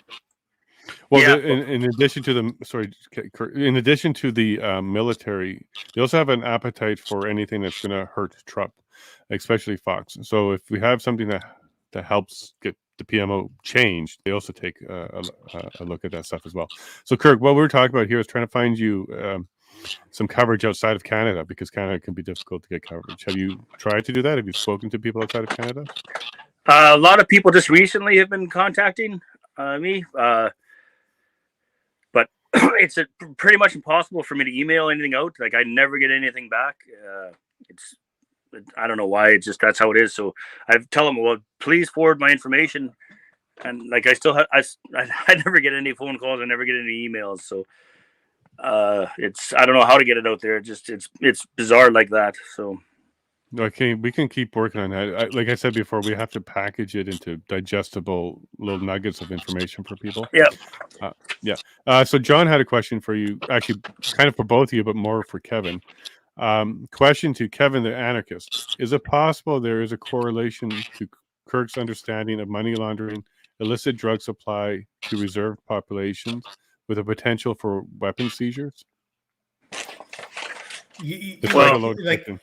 Anything is possible right now, but like, I firmly believe that they use native reservations to smuggle in drugs, to smuggle in guns, and where are these drugs and guns coming from? The drugs are probably coming from China or South America, and the guns are coming from the United States. So it's entirely possible that this is happening, and it's pretty obvious that there's a lot of drug and gun trafficking through the native reserves on the Ontario-Quebec border. That's the biggest spot. Yeah, I've driven through there, and you can see it, right? So if it's happening there, then they're obviously going to be shipping out their goods to their satellite reserves, right? To generate the income. So we have to find out who's calling the shots on this, and this is way above anybody in Canada that's going to be able to pull the whistle on this, because now we're talking about like international drug trafficking, international gun smuggling, and nobody in this country is going to want to touch that. Right. Now, the CIA had this kind of scheme going for a long time where they were doing that. They were selling drugs all over the damn place, right? Is this Canada's version, you think, Kevin? Like, do we have our own version of that, and that's what this might be? Well, I truly believe that like a lot of these special ops, especially paid in cash, are funded from drug smuggling and gun smuggling, because it's not on the books, and it's a lot of cash, and it's a really good way to make cash disappear while pocketing like half or more for your troubles, right? And those are the people that are doing the smuggling, and then anybody that starts to raise a fuss, gets brushed aside, or ends up getting stabbed or shot, or just another a dead drunkie or a dead druggie that they're gonna like muster you up as, right? Like very easy for people in this type of industry to be disappeared. And do you think maybe I never saw that angle, but you're starting to sound like a conspiracist. But now I can see how it could look like that. Yeah. And I'm wondering, Kev, if getting a small fish on this one might be the way to get the whale. So maybe one of these lower level corrupted liberal somethings, maybe start looking at that level, because I don't see the direct dots to Trudeau yet. But if somebody talks or somebody, I don't see the dots to the PMO, other than that there was a message sent to them that he was aware, or his office was aware. I see the main issue here is with the RCMP and the military and the Rangers. So that sort of connection there is something there that's connected to something that we don't know about yet, and they don't want us to find that connection out, and that's why you're being hamstringed. Yeah. Okay, so Kirk, are you willing to work with Kev on that over the next? Oh yeah, no, I'll do. I'll do whatever we need to do. Yeah, no problem. Okay, cool. So I think we should set that up. And Kev, thank you very much for willing to go through that, because I know that your lens is definitely different than mine, and you're going to see things I don't see, and that's why different than most people. Yeah, no. Well, and the other thing is I'm just struggling to survive here, right? So I don't have all the time, but. Okay, let's talk about that. When you say struggling to survive, you're worried about that growth on the back of your neck, obviously. Well, that too, and we just like I have $90 to my name, so I still have to work and stuff. So but I'll try to make time. Yeah, no problem. Can we talk a bit about the Pat King thing? Because you sent me a video of Pat King saying Kirk Riese is legit. He is real. His story is complete. It trumps anything that I've been involved in. This Pat speaking. And this is recent. This is on his new podcast too, and it's only been out for about a week or so. Yeah. So, so you're aware of Pat King? You're friends with him, or you're I've never met him. How do you? I had some correspondence with him before the trucker convoy. He was supposed to come to my ship and take my story pre-trucker, but I couldn't afford to pay to get him up here fast enough, I guess. So he went that way.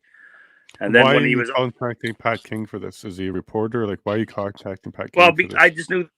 I don't watch TV. I don't have TV. Like I just have YouTube. I search every once in a while, but so because he's larger on social media, that's why. Oh, just Facebook. But I am more so now. But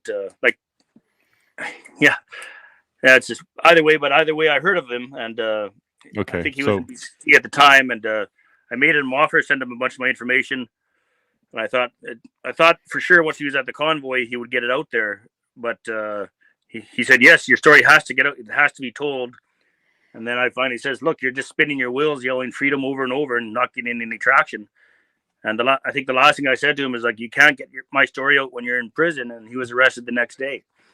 And he just got out of his, we'll call it Facebook prison last week. And he was doing an auction. So I bid $2,000 saying I could sell some more lead to pay for this picture. Thank goodness I didn't win. But either way, then he went out, and I couldn't believe he actually gave me that shout out, saying the Kirk story is way out trumps his, way crazier. Yeah. And he was pretty adamant about that. Yeah, and I was like, thank goodness for him saying that. And then he says he's going to get me on his show. And then radio silence after that. I talked to his lawyer. I sent a message. He says she wants to hear more. His lawyer did that. I've reached out to her as well. So you've gotten a response for her, at least one. Yeah, and then that's it. And that's what happens all the time. Yeah, so she probably cut him off, knowing that. Yeah, I can see that happening. Yeah, because he's got I got nothing against Pat. He's got his own stuff going on. It just it's all coincidental, and I know this is my fight, not his. But I think we did have a discussion on the phone before and I said, look, I don't care, whatever. we're all in the same fight, which is to save Canada, and I do believe we are. Just he's got some weirdness to deal with too. So Right, and I'm just going to kind of update people quickly on who Pat King is. So he was part of the convoy. He's been accused of a bunch of things. He's been arrested. He has bank accounts froze. He has had all his accounts froze, even in Alberta. He still has them froze. He's being sued by Paul Champ, which is representing the Ottawa businesses and residents. And quite frankly, he's being super railroaded. I say all that because the same guy who's going through all that and spent time in jail with his one leg, and he had some injury and he had some problem with his blood because they weren't treating him well. All of that man says your story is more important than Trump's his. What he's been through. So that's what got my attention. Yeah, he's got a big following, and like I said, I hope someday we can all sit together in this boat and talk about how well we did to save Canada, but that might be some time from now. Yeah, no, he's got to get his stuff dealt with, and he's still working on that. That's for sure. Oh, no. See, this is getting rid of your camera shot. Oh, look at that. Yeah. Okay, so Kevin's going to sit down with you. He's going to start combing through the stuff with you, and it's very generous of him to spend his time that way, and maybe be able to help you package this together and get some information out there. Is there anything else that you want to share with us at this point? Any more information you think would be helpful for us or the audience? I think just people should go way back on my Facebook, because as soon as they said don't post anything on Facebook, I knew that was the right thing to do, because if I didn't, I'd be dead by now, I think. So just go way back, and every year, like oftentimes I don't want to sound too crazy, so I erase it, but every year I get reminded by Facebook, and then I'll repost it for a while. But now I'm keeping stuff up there, so I got nothing to hide. I'm just trying to finish this. Like 4 years is And Island Jason has exactly what I'm thinking as well. The right idea. I think Kirk needs help delivering his story. It needs to be all written down in chronological order and published. Well, that being said, when I was at the Whistle Stop thing on Canada Day, I met a lady that had written a book about the protesters or the trucker convoy, and I says, you know what, if you want to write another book, you and your husband are invited to our ship, and we can have it out in a week. And and then yesterday I got a response from the co-author of that book. Sorry, I can't remember your names. Either way, I hope they take advantage of it. Like, it's a big boat, and we'll look after them real good. And my wife's a wonderful cook, and we can get this story out there, because I'm not a writer. I got enough stuff going on.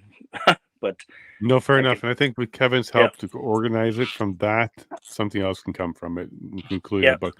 Because we got to figure out the timeline. We got to figure out the main players. We got to figure out the main incidents, and then we can start following some of the problems with it. I think Kevin's right. I guess I was wrong on maybe following the candidates. Might have been a bad idea. Kevin's idea about going after the RCMP and the military corruption, I think he's right. I think that's the right way to go. Yeah, well, they're supposed to look after us, right? And if there's no enforcement, there's no law.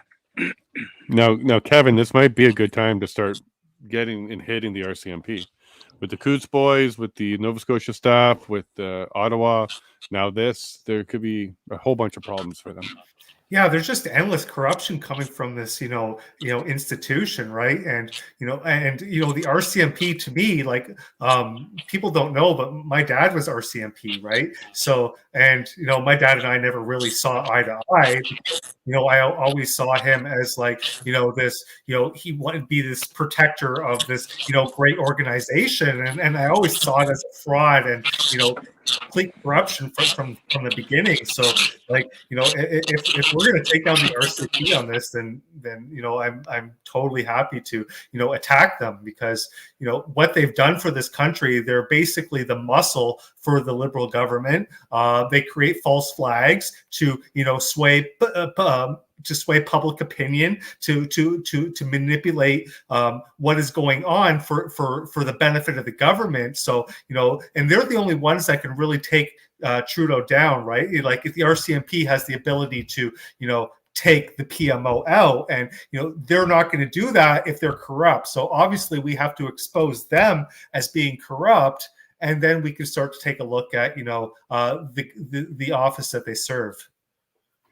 Yeah, and Kirk, what you mentioned about having a citizen thing to watch this or look over this and inquiry type thing, this is kind of the way to do it as well. We're like independent or individual journalists. Kevin likes that term, individual journalist, and he does. And this is kind of what we need to do. This is kind of how you get the snowball started now, and it turns into something bigger.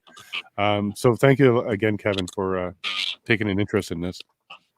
Yeah, no, it's actually I find it needs to be, you know, shared with the world, because, you know, what we're doing to our own citizens is, you know, similar to, you know, third world nations, right? And Banana Republic, arresting people. And like when I hear there was, okay, this is kind of a segue, but there was the Ontario education minister was arrested for child pornography, got 3 years in jail, walked in one for good behavior, and we have people in Coots that are sitting there as political prisoners for over a year and a half.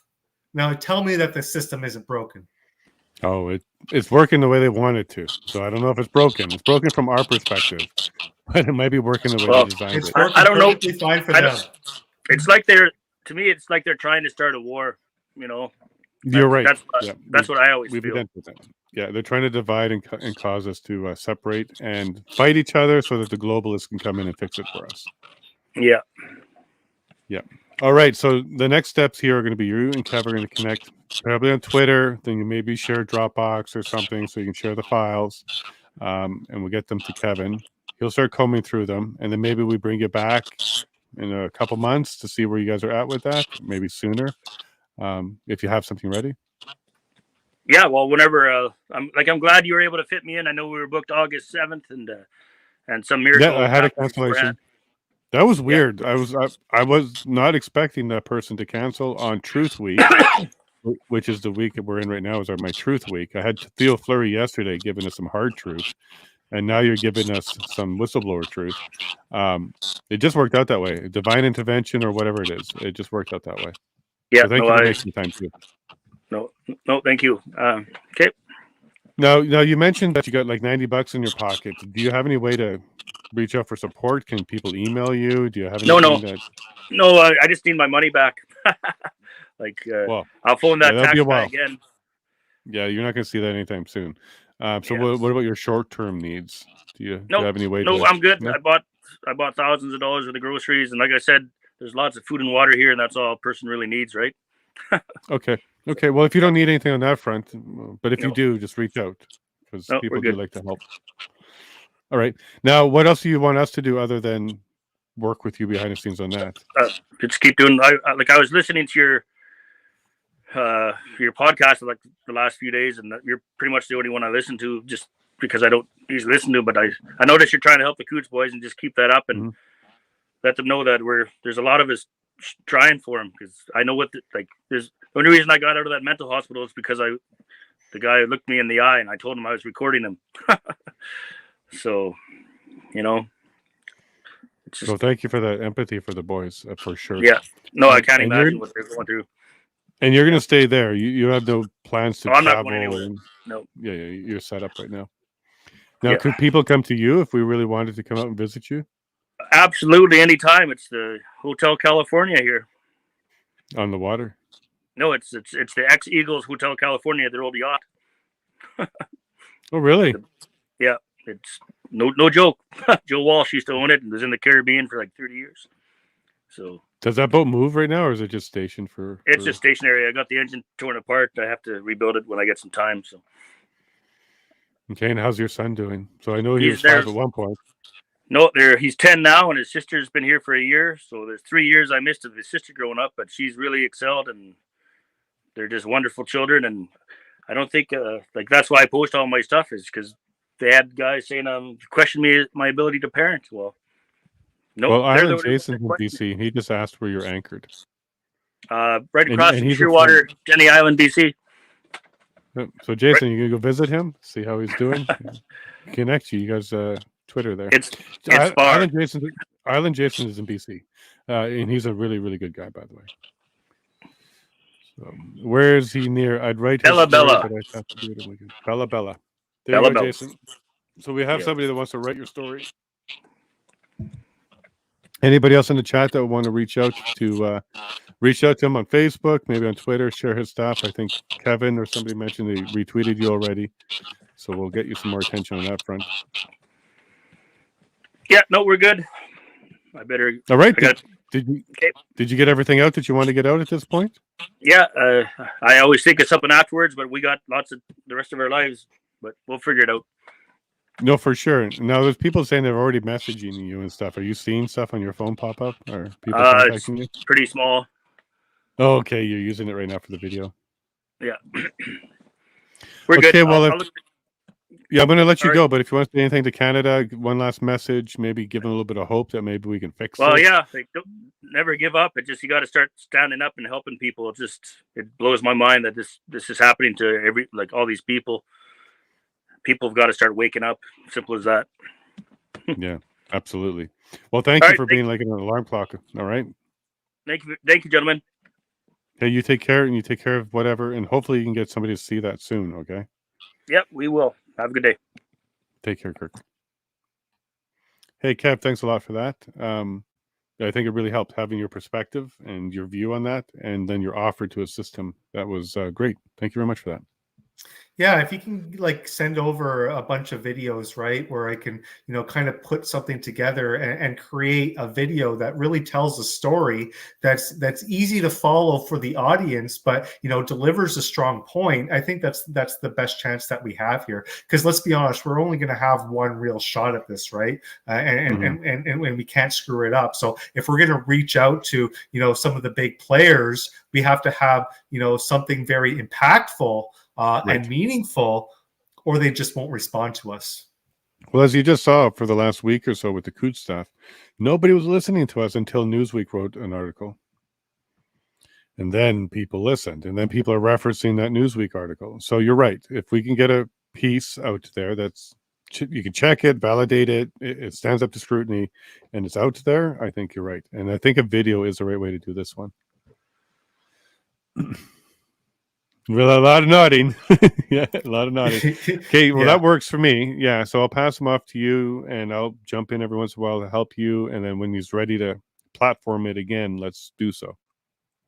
Yeah, I'm totally cool with that.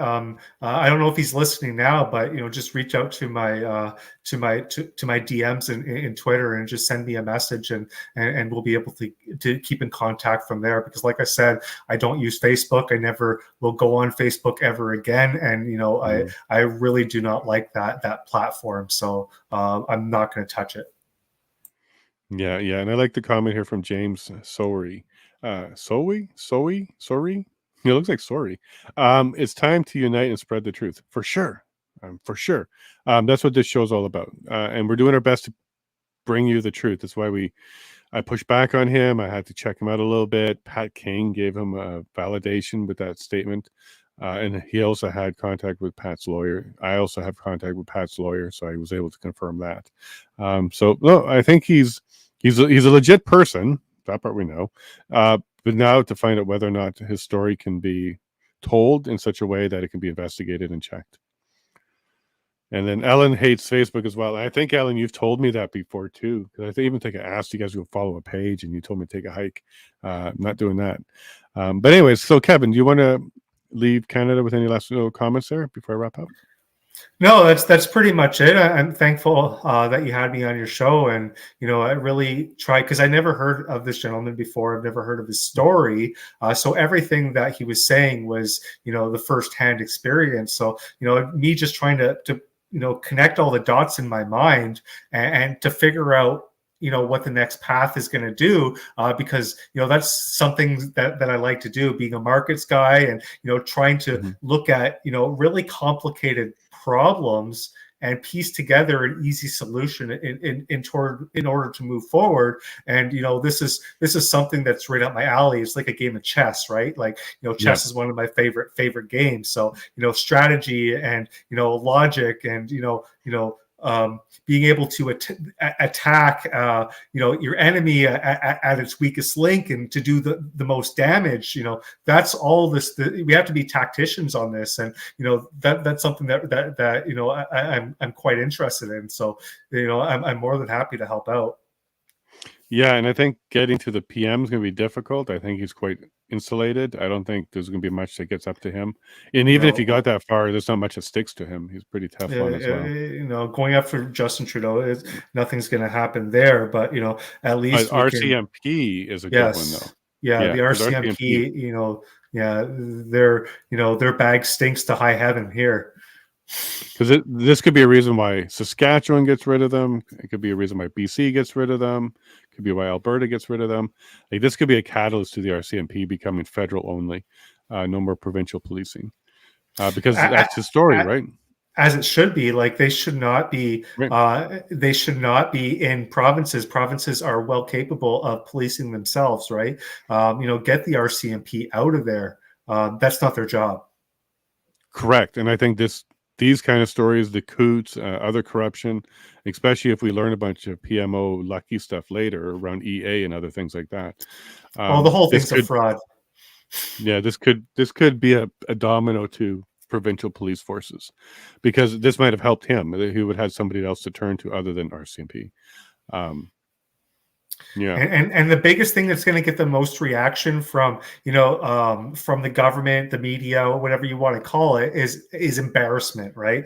That's the one thing that they're really going to respond to. So how can we publicly embarrass the government in the most efficient way possible? Embarrass the government, embarrass the RCMP, and that's how you're going to get a response. Yeah, I think you got to. Yeah, the dots I'm seeing here is embarrass Lucky. Get a lot of bucks stopping at her feet, and a lot of bad ones. And who knows? Maybe she'll squeal one day about who. And watch how many people she's willing to throw under the bus to save herself. Yeah, yeah. Well, I think she's scapegoat number one already, though. Like, even this EA stuff, if Coots turns out to be false, EA falls, I think they'll scapegoat her. And if they're scapegoating her, that might be an opportunity to take all of RCMP's problem, dump it on her, and then revisit the RCMP. Maybe have to change how they work. I don't know. This is a big one because he's got two provinces that he's dealing with, so BC and Saskatchewan, and he's dealing with RCMP in both of them. So, yeah. All right. Well, I think we'll leave it at that. Kurt, if you're listening, thank you very much for being persistent, because I did brush him off at the beginning, because I got a lot of people that reach out to me and tell me they can take the Prime Minister down with 2 or 3 emails, and that's a tough pill to swallow each time. But there was something special and different about him. It wasn't just his persistence; it was the way he was telling me things. It was not tinfoil hatty in my mind. But I'd like to see what you come up with here, Kev. Well, let me let you go. Oh, go ahead. Yeah, I just want to say thanks for having me on. Thanks for giving me this opportunity, because it's something that I really think that helping people out is paying it forward, right?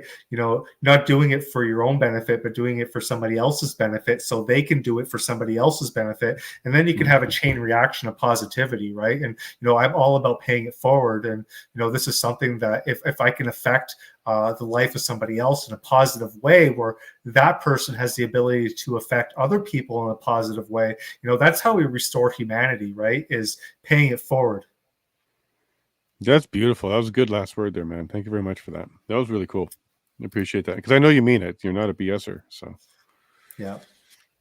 All right. Well, thanks for having me. I'm gonna let you drop, and we'll talk soon. Okay, man. Thank you, bud. Well, folks, that was a different one. We didn't plan it out. Didn't have a list of questions for him. I just wanted to follow his story. Going by the chat here, you guys were intrigued as well, and you were following his story as well. And it's a tough one. It's a tough one, because this is what happens in a tyrannical mindset government: is people who try to report the truth and try to stand up to corruption find themselves in a vicious circle of corruption. So the Royal Corruption Mounted Police of Canada and the Corruption Broadcasting Corporation are two things that are not helping him at all in this one, are they? I don't know if we'll be able to connect the dots all the way to the PMO, but it is certainly something to take a look at. And if he's telling the truth, maybe the RCMP should be reevaluated as a provincial policing option. We want to throw that back on there, Paula? I'll go ahead and address John here. John says, Padge, this great show gives all real Canadians a voice. Oh, good, John. That's what we're looking for. Your program and the YOC are like the shepherds that find their lost flock in the dark and the rain, shining the light to the way home. John, you write like a shepherd. You write like a shepherd.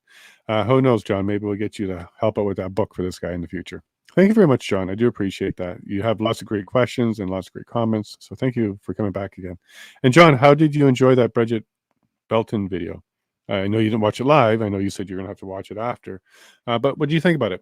I'm not sure if I got a comment from you on that or not. Tammy, it really feels like we are building a wonderful movement. Yeah. Like we're going forward instead of feeling like we were at a standstill. Yeah. And Tammy, I invited you to that group on Twitter. That's a momentum group. That's movers. Those are doers in there. So we'll help each other on Twitter and get some things done. So welcome to that group there, Tammy. And then Stephanie Phillips from Facebook says, amazing. There are good people in this world. Yeah, Kevin's awesome. And Kirk coming forward with his story. He's brave. He's brave, especially if he does believe that they're hurting him or going to hurt him. So very brave on his part. Again, we don't know the actual evidence and stuff. But when it comes to what he believes, I believe he believes. So that's half the battle there. And yeah. Oh, wow. Thanks, Jason. Tammy. Yeah, Tammy, I think I sent you the invite or you're in it. Just look for Yellowhead Yacht Club in your Twitter DMs. And if you see one there, then you're in. If not, send me a DM and I'll make sure you're in. Debbie Matters says, this is going to get attention. Be prepared, guys. Love this podcast. Yeah, Debbie. And you know what? This podcast is getting attention. Viva is now connected. We're reaching out to a lot more media. Donald had, I believe he said 10 media requests that he had to shepherd and field through because there's a bunch. I got one next week. And we now have a way to ask if Laura Ingram wants to know more about this. So if you watched yesterday's episode with Theo Fleury, he's connected to her. He's got her tweets. He got her text messages. And she's looking for, Canadian issues that deals with our Trudeau. The Coots 4 would be that. So I think in the next couple days, again, like I was telling Kirk, we got to package it up and present it. We're going to package something up and present it to Laura as well. So come and join our episode tomorrow morning, 6 a.m. Mountain Time. We're going to be dealing with media. We're going to be dealing with a reporter. He wrote a really large article, a very good article. And then we're going to be lily padding from him to Laura to Fox to others because we're going to continue getting that attention out there. And once we've established those connections with Kirk, taking additional stories up that chain becomes a little bit easier the second, third, fourth time around. So we're developing all that right now. So thank you again to Viva for the shout out today. I'm going to go clip that. I'm going to send it out. I'm not going to fanboy it, but I'm pretty happy that he's paying attention. So thank you very much for Viva. John says, Jason Levine, Bridget is my running mate from provincial politics last year. She is highly intelligent, articulate, and rationally calculated. Get her on YYC again. I will, John. Now, John, please join Twitter. Please. There's a group I want to get you in. Please. Even if that's the only reason you're doing it is to chat in our group, do it. Because there's a group I want you in. It's a YYC group on Twitter. And John, if you're in there, you will talk to Bridget. You'll hang out with a lot of people. Please, John. It'd be great if we can see you there. All right, folks, what I'm going to do is I'm not going to hide the video this time, but I do have a video for you. It's our 1 or 2 month anniversary video. We just finished it. Monday was our month 3. So Theo Fleury was the first person for month 3. Yeah, look at that island. Jason says, come on, John. Come on, John. Get on there. Even use a fake name. I don't care. Call yourself Kitty Cat 1556. I don't care. I just wanted to know it's you on the other end so that we can communicate. But yeah, it's our 3rd month. So Theo Fleury was our first guest. Kurt was our second guest, and we're rocking and rolling. There's a whole bunch of good people coming up this month. Chris Barber, Tamara said yes. I had to go through a couple people so that she can trust me. But that trust was built because of the guests that I've had on. Again, leapfrogging. Guest had on. They said that he's a good guy. Trust him. And then Tamara will be on soon. Okay. Probably mid-August.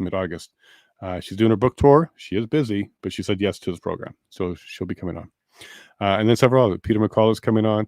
Kerry Sakamoto is coming on. Art Pulowski is coming on. Don't know the date on that one yet, and he hasn't confirmed. So don't go getting all excited. But got his email, got his attention, and he does want more media. So that's as far as I've gone with him right now, but I'll have some more information for you soon. So let me go ahead and play that 2-month anniversary for you video. It was fun last night. I played it when everybody kind of left. There was only a few left. Ellen was there and a few others. So for the rest of you, enjoy this video. It's for you. I make these for you.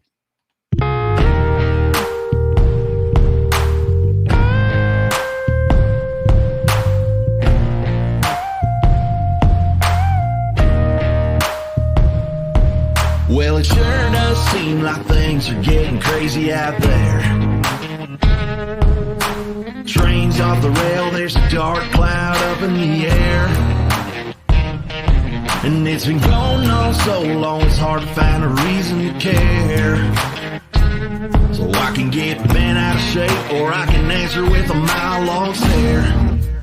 I'd rather get a little homegrown place out in the country I can call my own. Space to grow a garden neath the greenhouse dome. Raise a little family.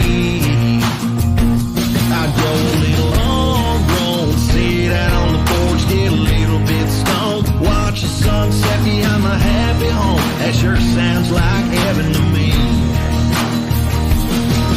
You can spend your time tracking rabbit holes you can't change, or you can head offline, keep yourself from going insane.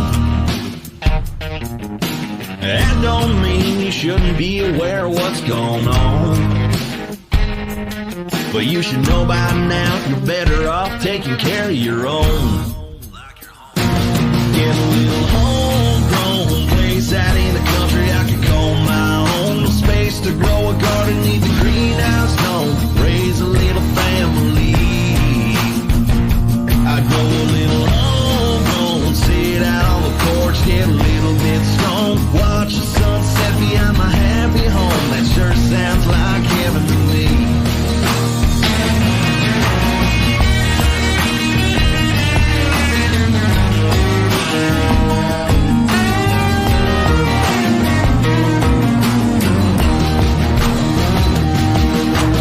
Riverside fish fry, country cook walleye, teaching my kids how to drop a deer with hindsight. Dirt road, no lights, local bar wing nights, beers with the boys and occasional fist fights. RC scared of me, oh sin aware of me, oh shit, back's free, safety stay away from me. Grown Manitoban with a heart like a lion, long teeth like a yo, can you hear them dogs crying? Homegrown place out in the country I can call my own, and the government leaves me the hell alone.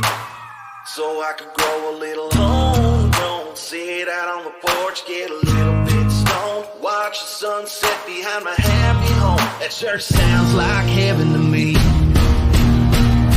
I'll get a little homegrown place out in the country I can call my own. Space to grow a garden neath the greenhouse dome. Raise a little family. I'll grow a little homegrown, sit out on the porch, get a little bit stoned, watch the sunset behind my happy home. That sure sounds like heaven to me. Watch your kids get all grown, sit out on the porch, get a little bit stoned, and watch the sunset behind my happy home. That sure sounds like heaven to me. It really sounds like heaven. Ooh, it sure sounds like heaven to me.